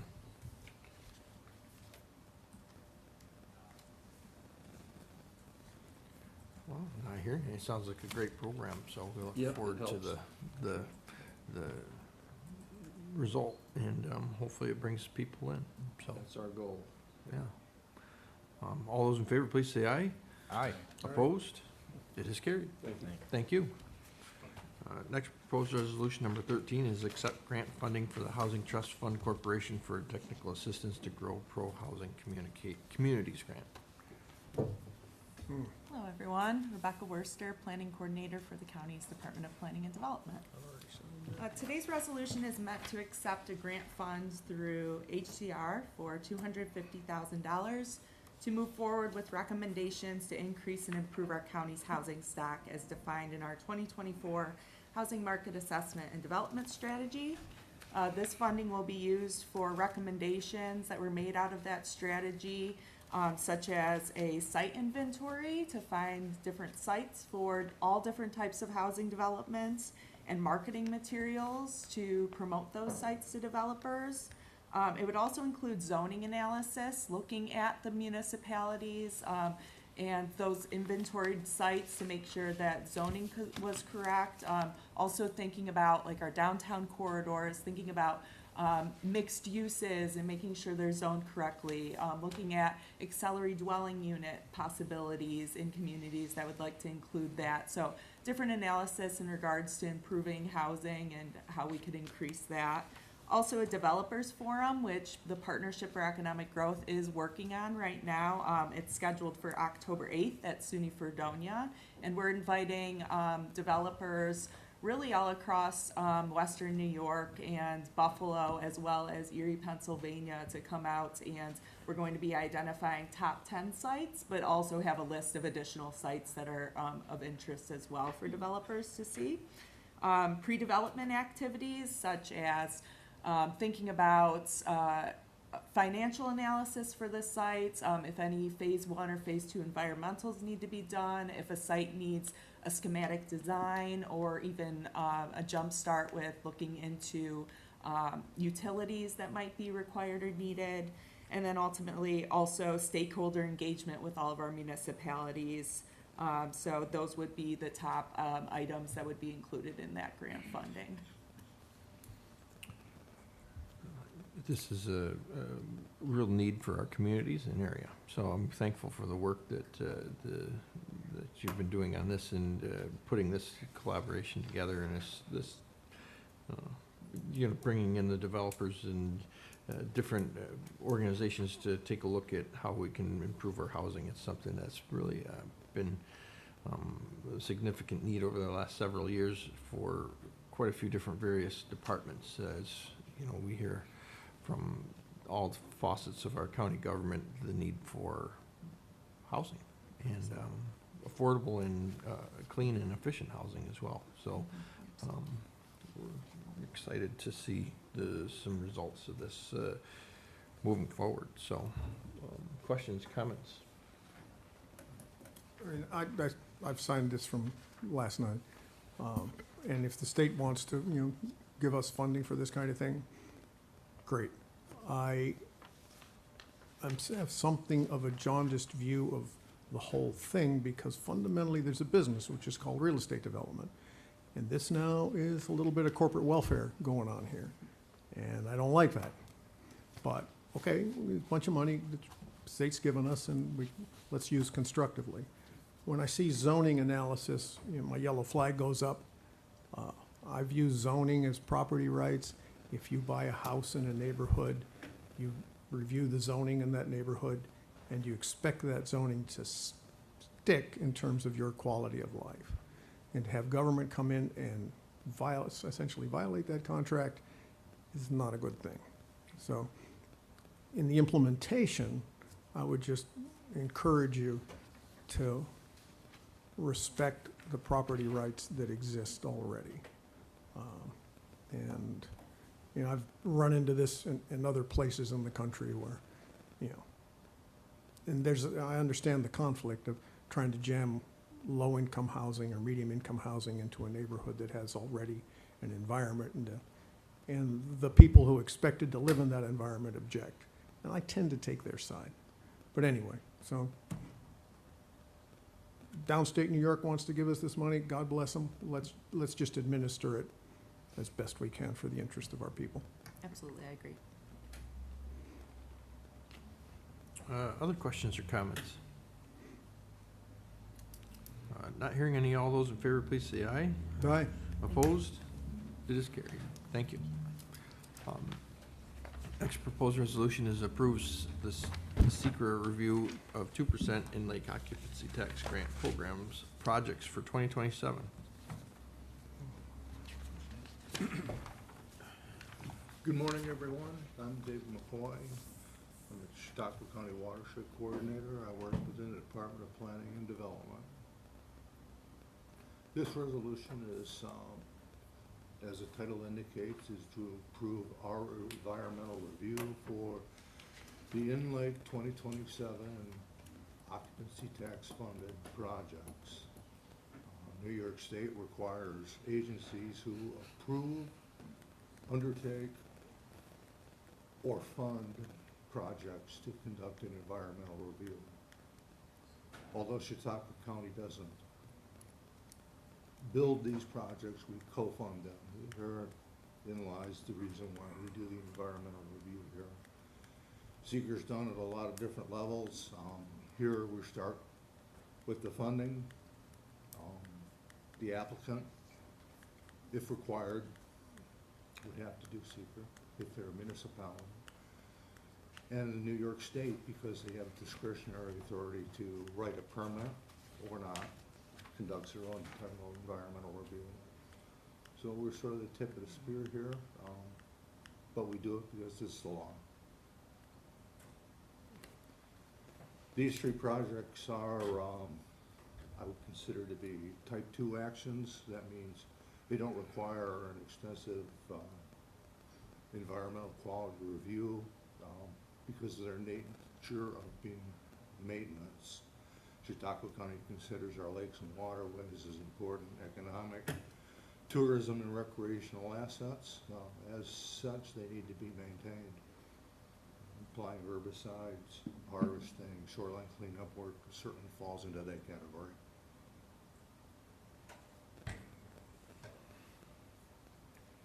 Questions or comments regarding the resolution?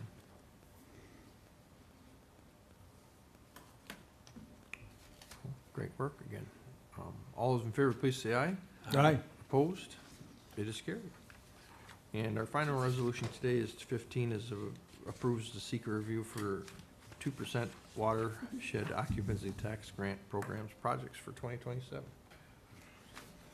As most of you know, the occupancy tax program is split into two sides, one for in-lake work and one for work in the watershed. This is the environmental review for the projects that are going to be undertaken in the watershed. These, however, fall into the sort of middle category of seeker. They're not maintenance, and they're not type 1 projects, so they fall into this middle area. But as a funder, we're required to do at least a cursory environmental review. That's been done. Part 1 of the environmental assessment form was submitted along with the application for funding. Parts 2 and Part 3 were finished by our department. You have those in your packet. So none of these projects appear to have any kind of significant adverse environmental impact, and recommended approval.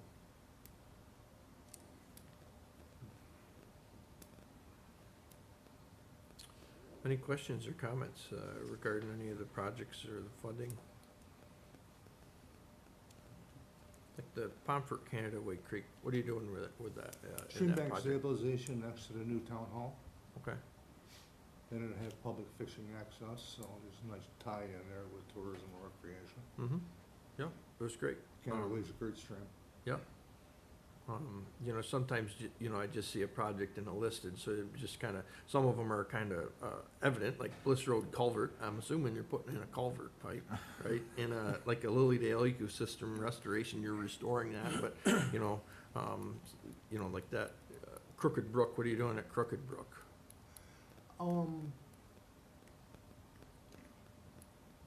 Crooked Brook flows through Dunkirk, the city largely, and there's an intersection at Route 60 and Vineyard Drive. It's the left-hand side where the credit union is. It floods from time to time. It's a big patch of invasives, Phragmites and whatnot. The idea is to clean that out, alleviate the flooding. Okay. Perfect. Any other questions or comments? That Pomfret project's gonna be great, because it's gonna give people a designated access to the creek. Mhm. You see more people wondering where to go in, how to get in, and this is it's gonna be a welcoming, Yes. welcome to the creek.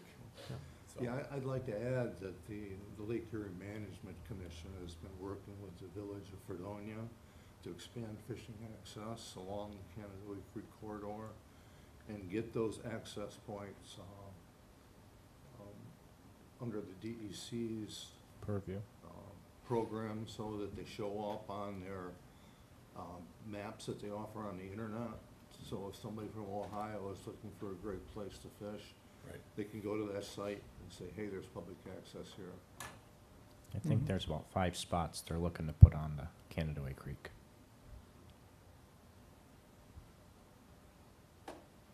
Other questions or comments? Not hearing any. All in favor, please say aye. Aye. Opposed? It is carried. Thank you. Thank you. Next on our resolution is other. Does anyone have anything that they wish to bring on their other today? Kitty, come on forward.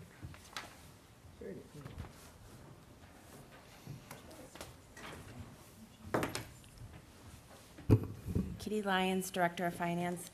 I just wanted to kind of talk a little bit more about some of the points that Legislator Johnson made during the meeting. I think it would be helpful for the administration to have guidance on, as coming from the Audit and Control Committee, how you would like amendments done with respect to the use of fund balance going forward. There has been direction in the past, over the years. Of course, legislators come and go, and desires change, or but some history that at one, even with the year-end reconciliation resolutions, at one point we used to utilize deficits in one department to offset, surpluses in one department to offset an overrun in another department. And we are at one point, asked not to do that. The direction was that, the legislature wanted to see individual departments' resolutions themselves and, do what they could to balance, within their own department, and then otherwise, the offset would be the use of fund balance. So that's been the direction that we've been given, and that's what we've been doing since that direction. Additionally, throughout the year, the budget, maybe I think 2 of the last 20-year budgets of the last 20 years have included a contingency account. Anyone that's done budgeting knows there's unforeseen things that do come up, but there's also been a policy, unwritten policy that we're not going to budget for contingency, and if something does come up, it would be, the use of fund balance would be considered.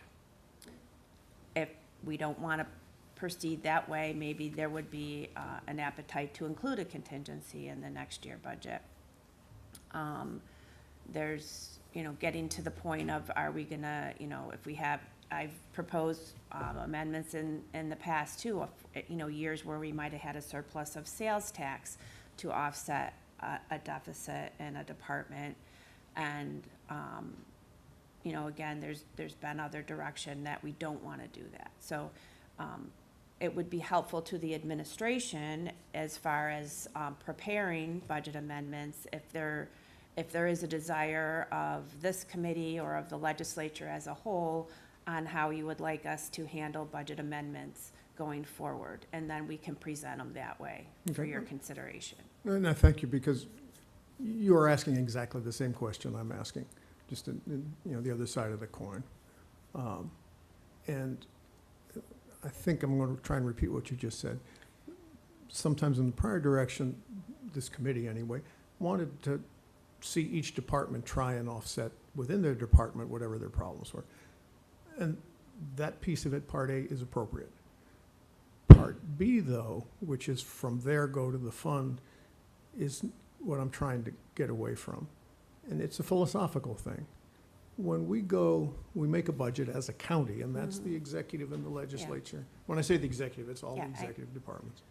Together, going to our constituents and our taxpayers and saying, here's what we're going to try and deliver. We have a cumulative responsibility to do our best to deliver that. So that's philosophical point number 1. Philosophical point number 2 is the fund balance belongs to the taxpayers, not to the departments. So given those 2 starting points, first of all, in the dealing with the overs and shorts that inevitably happen in a budget, when one department's short, I think we really should, executive and legislature together, say, okay, where have we really done our due diligence across the entire spectrum to make sure that we have overturned every stone to make sure we could cover that internally before we go, hey, taxpayer, we're going to dip into your fund because we just simply can't burn any more furniture or whatnot. So that's in terms of the day-to-day. In terms of the budget, and last year, this is where I kind of got started on this. We budgeted a use of the fund. And I'll just say that if that comes up again this year, I'll vote against the budget. Because, we've kind of got some guardrails on that, some political guardrails, speaking clearly, that if we're being forced into more expenditure, we can pop the tax cap, okay? And that means we got to pay that penalty and go back to the taxpayers for more money. If, in fact, we cannot control our expenditures to stay below the tax cap, then we need to face that music now, not kick it down the road. Yeah. And that's just good fiscal management. Correct. So that's where I'm trying to change, Yeah. if you like, And the I- direction you've had in the past. And I think there are responsible ways to use the fund balance in the budget with it funding one-time expenses rather than raising taxes for 1 year and then the next year reducing taxes when you have 1 year Right. expenses. And it's also a way to return the fund balance to the taxpayer without basically double taxing if you're gonna just raise taxes again and not use fund balance. So that is generally the goal when we're developing the budget, when we do use fund balance, is to use it for one-time items. I mean, that's the goal, and, so that's the way that we can return the fund balance in a responsible way, but also maintain a healthy fund balance for unforeseen, Right. circumstances, so. And so then a coda to what I'm saying is, let's just say our fund balance is what, $33 million right now? Who knows, but in there. If it's a rainy day fund, which is what we're getting at your one times, how much do we really need in the worst case? And every math kind of I do sits under $15 million. I can't imagine a situation where within a budget year, we could pop by 15 million bucks. So there's, $15 to $20 million extra that we could return to the taxpayers in just one lump sum and be fine, if we're truly a rainy day fund. Well, I mean, not if we're using it against recurring expenses, because then you're just gonna be raising taxes again in the future to cover Well, those if it's recurring one time, expenses. well, but that's what where I'm at, is if it's recurring expenses which are gonna drive taxes up, then let's face that music right Yeah. now. Because using the fund balance is just postponing the music. Now, if it's truly, one of the other reasonable uses of a fund balance is we have an opportunity, a surprise opportunity that comes in, that if we don't jump on right now, we're gonna lose. I haven't quite seen any of those yet, but that would be a legitimate one-time use in my view. Because it's rainy days plus lottery winning, plus sure thing, one-time bets. That's legitimate use. But to use it as a cushion to smooth things is getting, it's very slippery slope into we're kicking the can down the road, letting expenses build, and then we're gonna have to face the music. No, I'd rather face the music right now.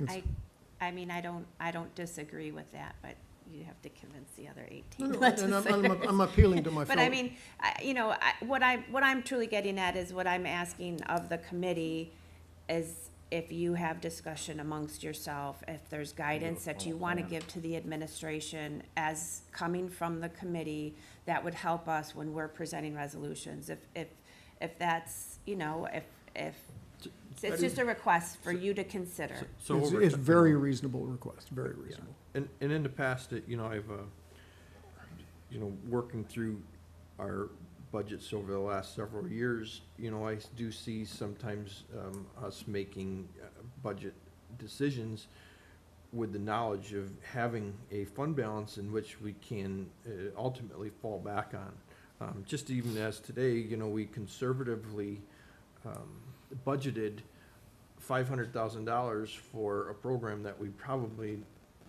knew was gonna go over. Yes and no, I say that. The actual expense for 2025 for that account was $529,000, so our projections at the time were in line with the expenses we are seeing that year. But yeah, that particular account is very volatile, like one year it was $881,000 and another year was $500, so. Understood. And That's the thing, sometimes things are unpredictable, so the question becomes, are you gonna raise taxes based on, when something's volatile and, some things are pretty predictable, some things are not. And so, where do you balance out becomes a Understood. question. And so my point was, Yeah. we've started to use the general fund as that contingency account. Yeah. Now Legislator Johnson had mentioned the use of a contingency account for those said instances. We have a general fund account that we are using in place of that. I wouldn't disagree with that argument.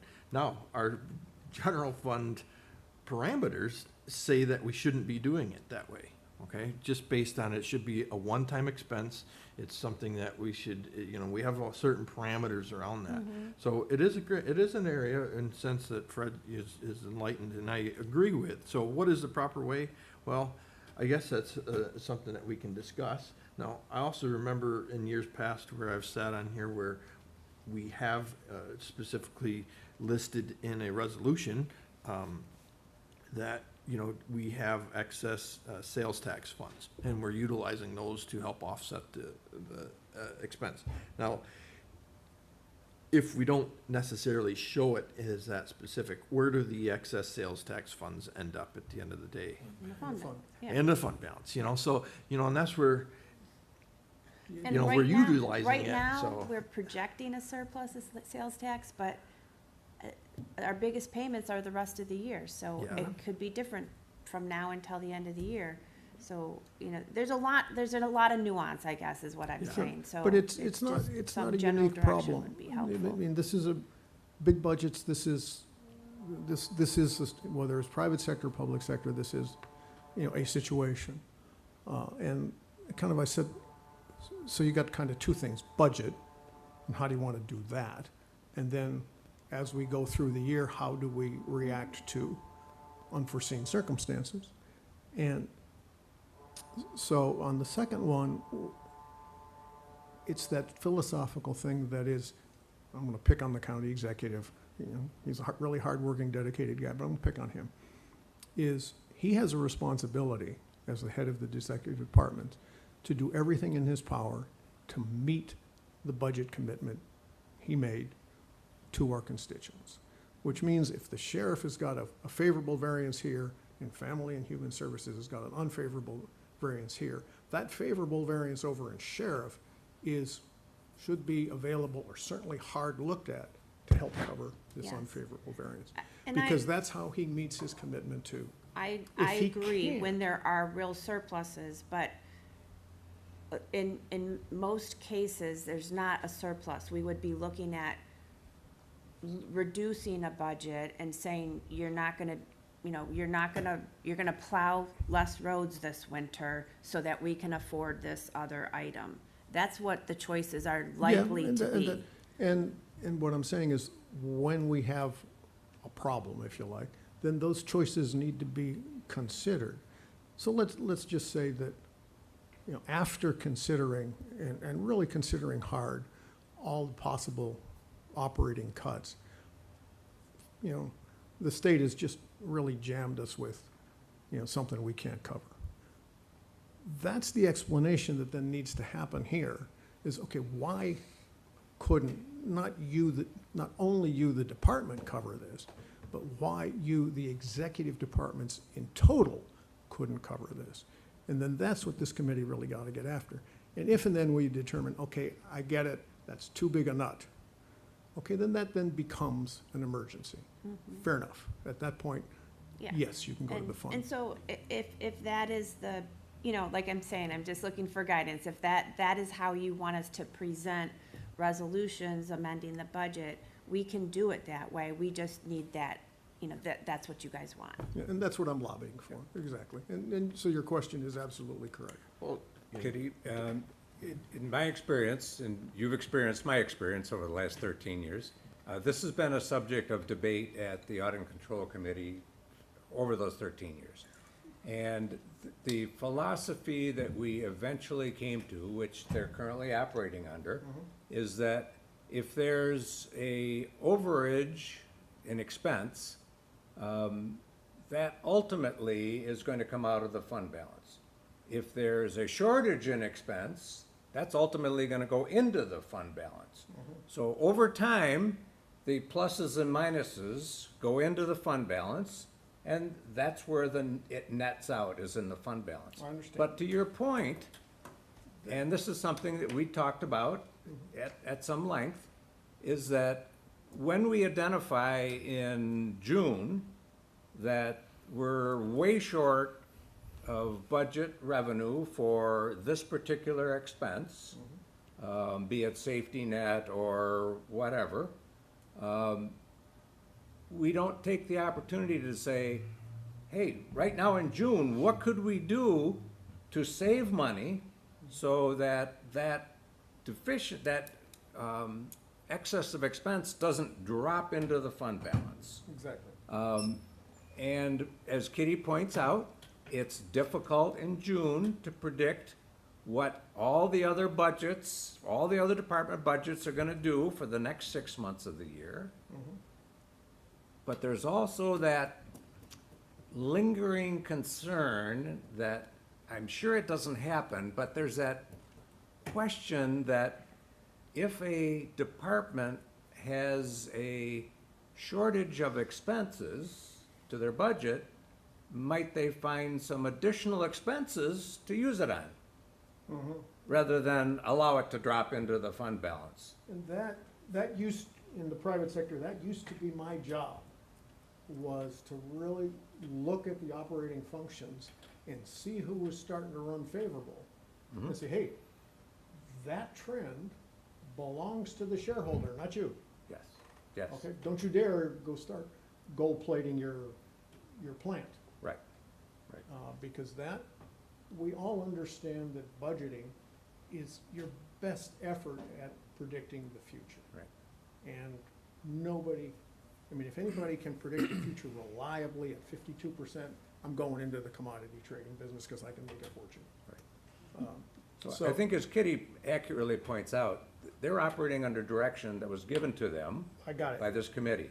And what you're suggesting is that we revisit that direction Absolutely. and perhaps provide some different direction. I Yes, think sir. that that's very worthy of discussion and action by this committee. And see if you understand this.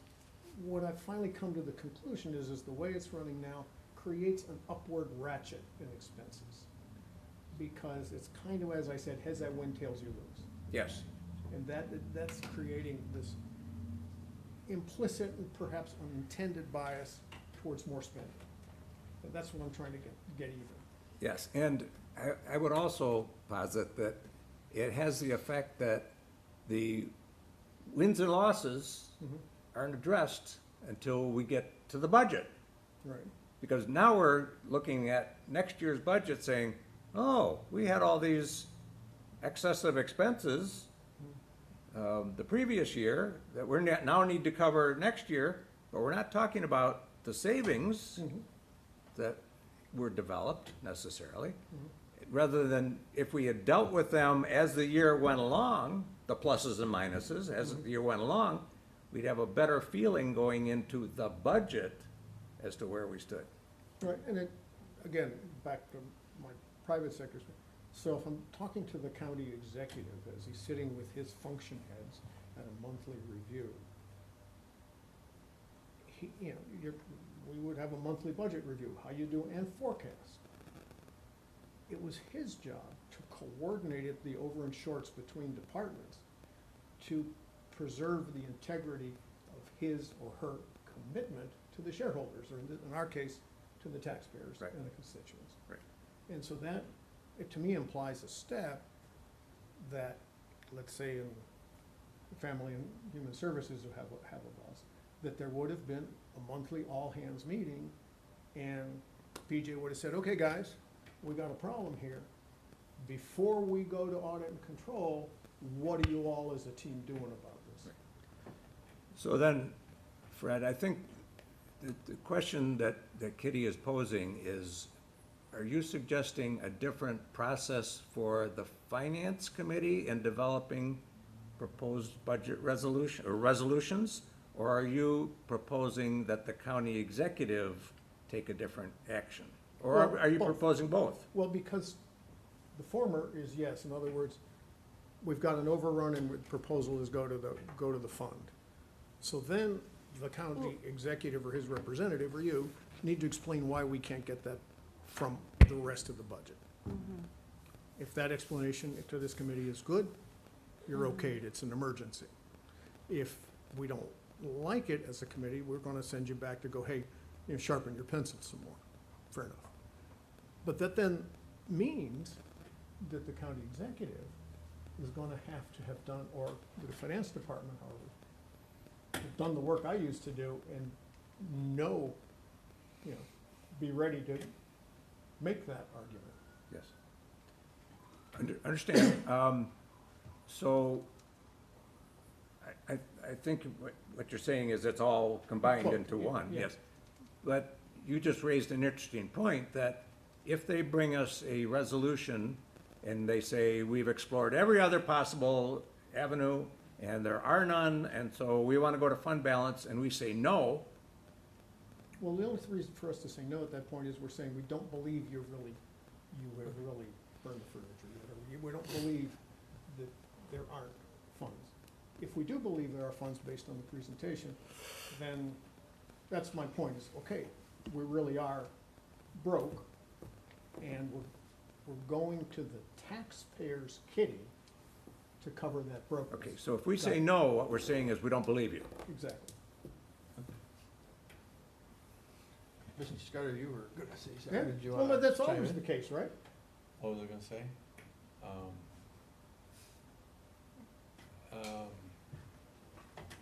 I just find it interesting, and I'm not anywhere at the level of probably the discussion I was just hearing, but the fund balance has already been paid for by the taxpayers. When we go to the fund balance, we're not borrowing money. we're not taking that, we've already taken that money from the taxpayers. We've taken it in trust.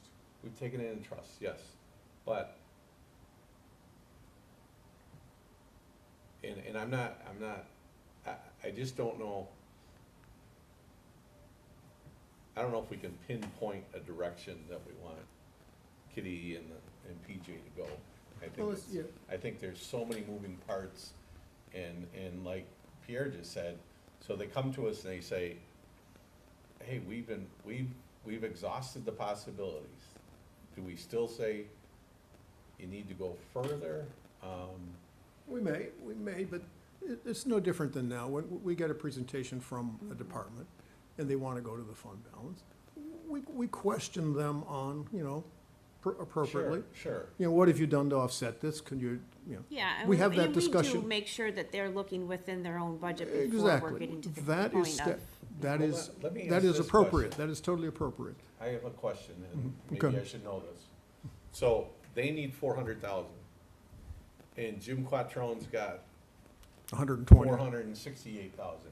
Can we just take Jim's money and give it to? Well, that's what I'm saying. That's what I said earlier. We Yes. could We tell, wanna we do could, that. Well, Would that we- will be then up to you if that's where you want, that's the choice. If all other budgets are gonna come in right at budget and the Right. sheriff has a surplus and another department needs funds, yeah, that would be the first choice, the way I'm hearing it. Absolutely. And so then that would be, okay, sheriff, you're gonna have to cut your road patrol in order for us to pay No. for, Go ahead, go ahead. whatever it is on his budget, because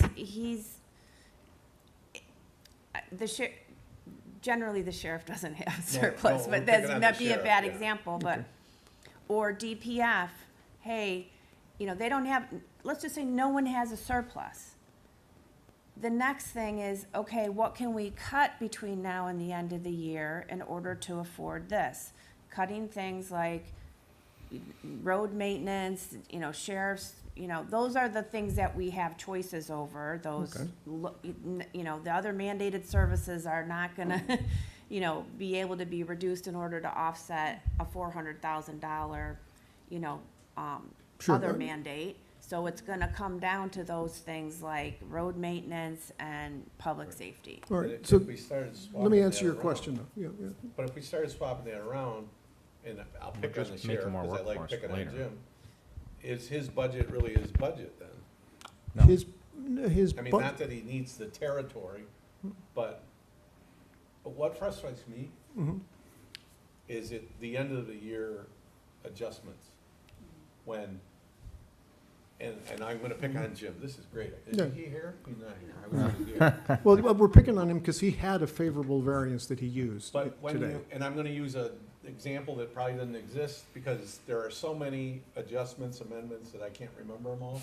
I've always threatened every year, I'm gonna write down every extra money we had that we applied somewhere else, and add those all up and see what it comes. But when we buy the new squad car, this doesn't happen, but because we had 125,000 left over from here, well, should we just take that leftover money from here and buy something new that, you know what I mean? Does that make Well, no, I sense? do, and let me answer, the question is, because that is the step when we do this, and to Kitty's point, that I want the executive to go to your example, or let's go to Kitty's, your example first. Department A, the price of fuel came in lower than budgeted. They've got a surplus. Fine. That was just a forecast thing. So that surplus belongs to the county executive, not to that department. And it belongs, and for use in offsetting, downsides, because we have the executive and the legislature, and she's very appropriate to come to the legislature, have a commitment to the taxpayers to meet our budget and do everything appropriate to meet our budget. Okay, so that's case one. Case two is, after the executive department finance has convinced us that, nope, there are no upsides to budget going here, so we're going to have to make actual cuts to other departments' budgets to offset this problem. Then it's just a question of priorities. But yes, at this point, we ought to look at those priorities. Is paying this $400,000 or funding this $400,000 more important than the last bridge constructed or the last deputy hired or whatever? The answer could be, yeah, it is more important, we're going to make a cut.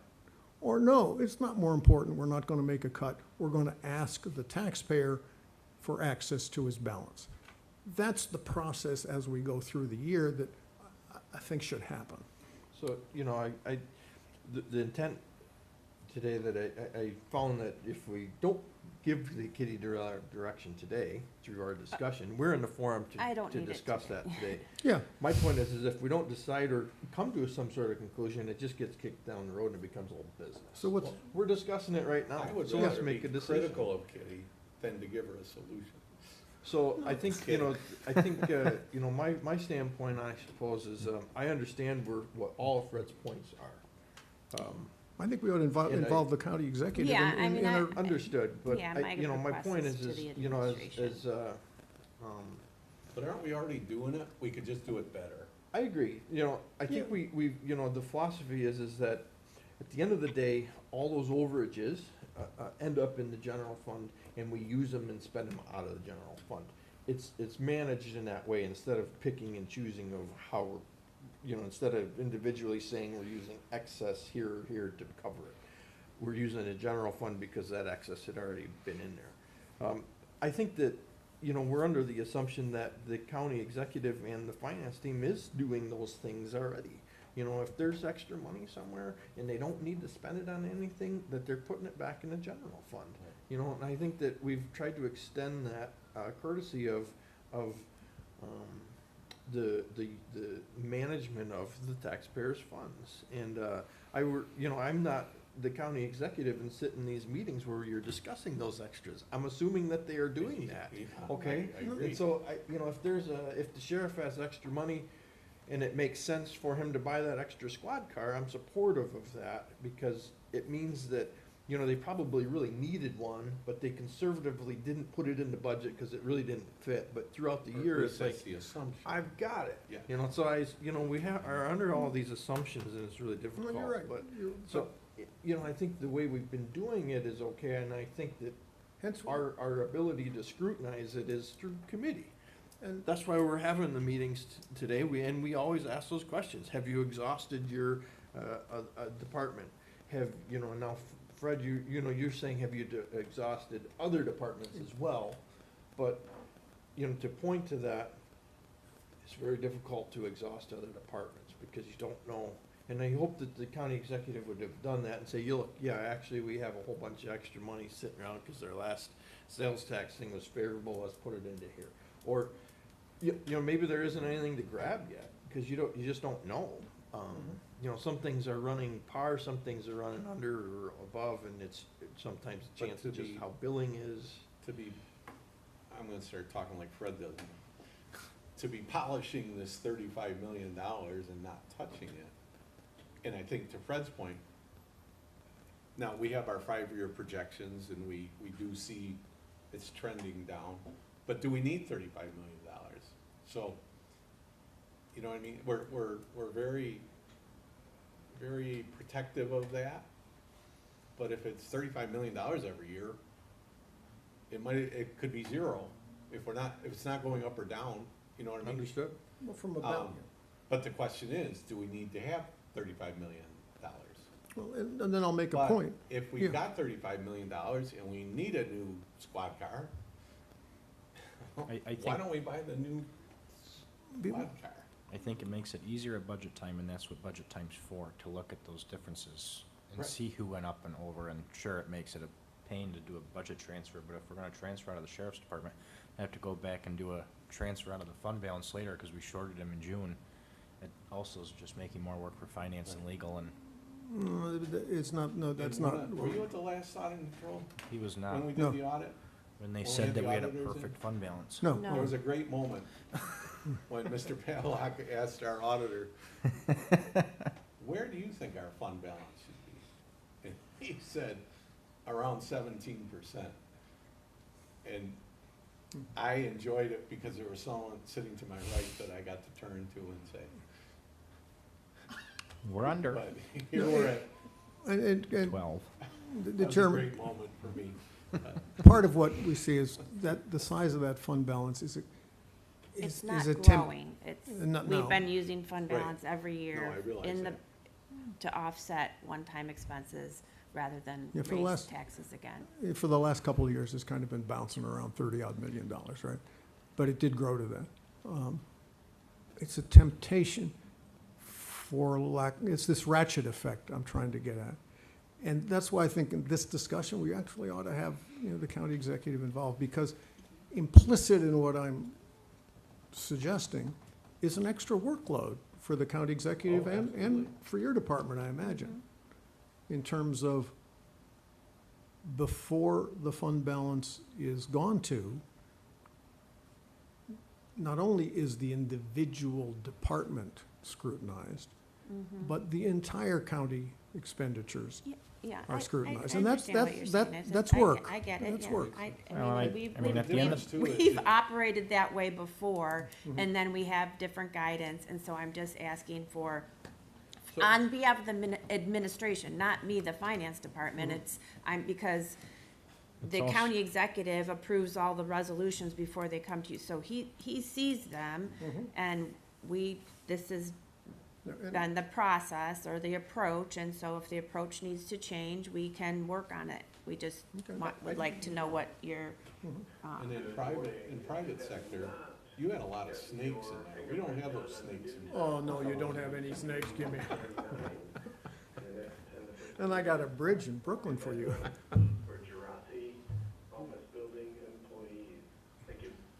I think that if we could make a point on this agenda next month for discussion, for the county executive, if he could take part of the meeting and have a formal discussion regarding this topic. The we'll- timing would be good. Yep, see if his is available next month for discussion, and maybe we can, come to more of a resolve next month. So maybe if we want to take some time this next month to It's a good idea. just put together some questions, some ideas. It'd be better maybe if we had those, that we got them to him prior, so he had some time to review them and maybe have a response. But we can reach out to the county executive to see if he's available next month to join us for discussion and to, like I said, I don't like to talk about this and not have a resolve, so let's put it right on the agenda and give the guidance that we need. And we'll get down to the process now, because right now we're not hearing it from the county executive of his process, and I think that it's legitimate that we can ask him how he views that, or also, the interaction with this body and him is important, and, I think we've tried to advocate that through the last year or so, is, look, we want to be part of things, and we want to take part in things and have a proactive approach. So this is just furthering that strategy by the committee and to do that. So we want to support the county executive. He's also an elected official, and how he does that business and stays within his budget is his prerogative. So we, Sorry, you know, sorry. we can work, we wanna work well with him though, and at the end of the day too, we have a say. Now, you know, I suppose he's never vetoed anything back, but maybe I always say that, since I've served, I've never seen an executive veto, so. I've seen one. It'd be great to create an opportunity. I had one, Yeah. and it was so important, I can't even remember what it was. But you're absolutely right. And I only would comment is, between the legislative branch and the executive branch, we together have a responsibility to meet our commitments and do everything we can to meet our annual commitments to the taxpayers and to our constituents. And that, and I didn't know that in, you know, I'm new to this, in years past, you actually were operating under that kind of guidance. And so that's, because that's, I think, fundamentally where I'm going, and I'm going there because I sense a ratchet effect upward in the process we have right now. And pejoratively, I use the heads I win, tails you lose moniker, which is a little bit excessive, I realize. I mean, I think I can generally speak for most department heads. They don't wanna be, they don't look, they are not happy themselves when they have to come to this body to request because their budget is over. They work to avoid those situations, so they don't take it lightly that they have something going on in their budget that Right. requires, the use of fund balance or And that's- to amend their budget. And the shift back is essentially, okay, they come to us and they present that, and we go around, we address that issue. The empty seat is the county executive's seat, which is, okay, we've heard from the department, we got it.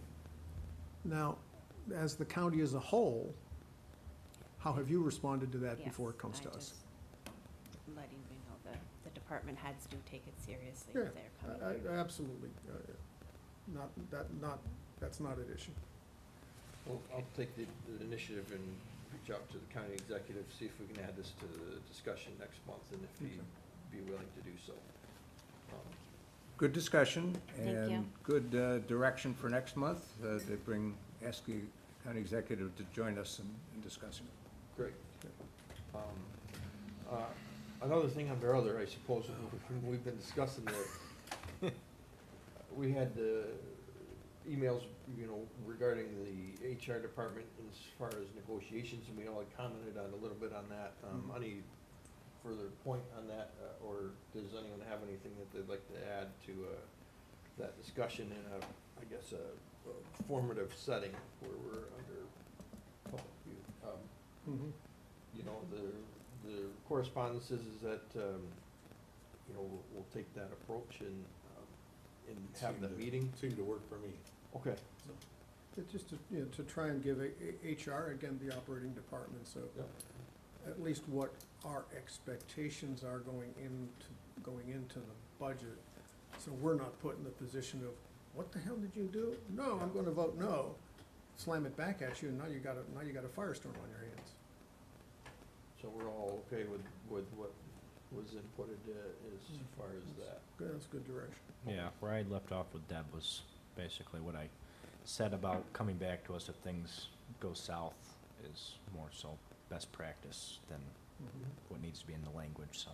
As long as you guys are good with the way the language is wrote, I'm fine with it. I mean, the underlying thing is we have expected revenue growth. We have inflation. Unless we're doing something, real more, we would expect, our wages cost to go up at inflation. And in fact, we would expect it to go up less than inflation as we make capital investments in IT and automation and all the rest of that stuff, of which we spent a ton of money over the years, and should be in, human productivity things. So again, I'm used to, this is what our comp budget is. This is what our real growth is. This is inflation minus This is our target productivity per dollar of comp. And that then sets your target for how much comp's gonna rise. Or are we just keeping up, you know what I mean? Might not be seeing an advantage or a saving, we're just Maintaining. staying with it. Yeah, and again, It's a different world than it was 25 years ago. but the Some of us basic, Nobody's ever stuck told me. there. well, then, no, hey, but I'm not making excuses. no, no, it's, but I wanna, Stuff is, I'll play it back to you.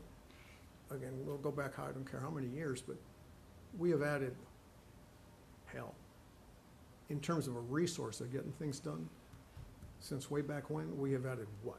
1,200 computers that the IT department looks after? You know, those are 1,200 robotic workers that weren't here, on top of I don't know how many hundred human workers to just expand county government. Where is the productivity so we brought benefit? them in to expand county government. Guys, I'm and then kidding, we're Brad, going to. Brad, I'm good, I'm good. You know. Yeah, it's kind of, we've spent a lot of What money. I'm saying is, with all this stuff, you don't know, or I don't know, We still have are we just keeping our head above water, or are we actually, you know what I mean? Mm-hmm. We're just able to do business as usual with what we have now, rather than, I mean, what's a new computer? You get a new computer and it's already 2 years old, so, anyway. No, and incremental computers are one of them, but yeah, it's that process of Yeah. getting productivity into the marker, getting inflation into the marker, and from that comes out your We guide. need to get a computerized finance department. We could just eliminate all these. Here come, All AI. Here cometh AI, and in jobs like financial And the name of analysis. it's gonna be the wizard. So the supposed ratio is, if your Yeah, get job, the trademark right away, Stan. if your job is moving information into a computer and out of a computer, Right. we're expecting a five-fold productivity out of that kind of Right. window of tasks. Sure. Okay. We're gonna have to I pay. think we're pay good for somebody today. For their AI. I think the rabbit hole's getting deeper. Yeah, Any, it's the real world, man. any other discussion under other before we Close up. conclude? Well, I had a few others. I'd entertain a motion to adjourn. I'll make a motion to adjourn. I'll second it. Okay, all in favor, please say aye. Aye. Opposed is carried. Nay. We're adjourned.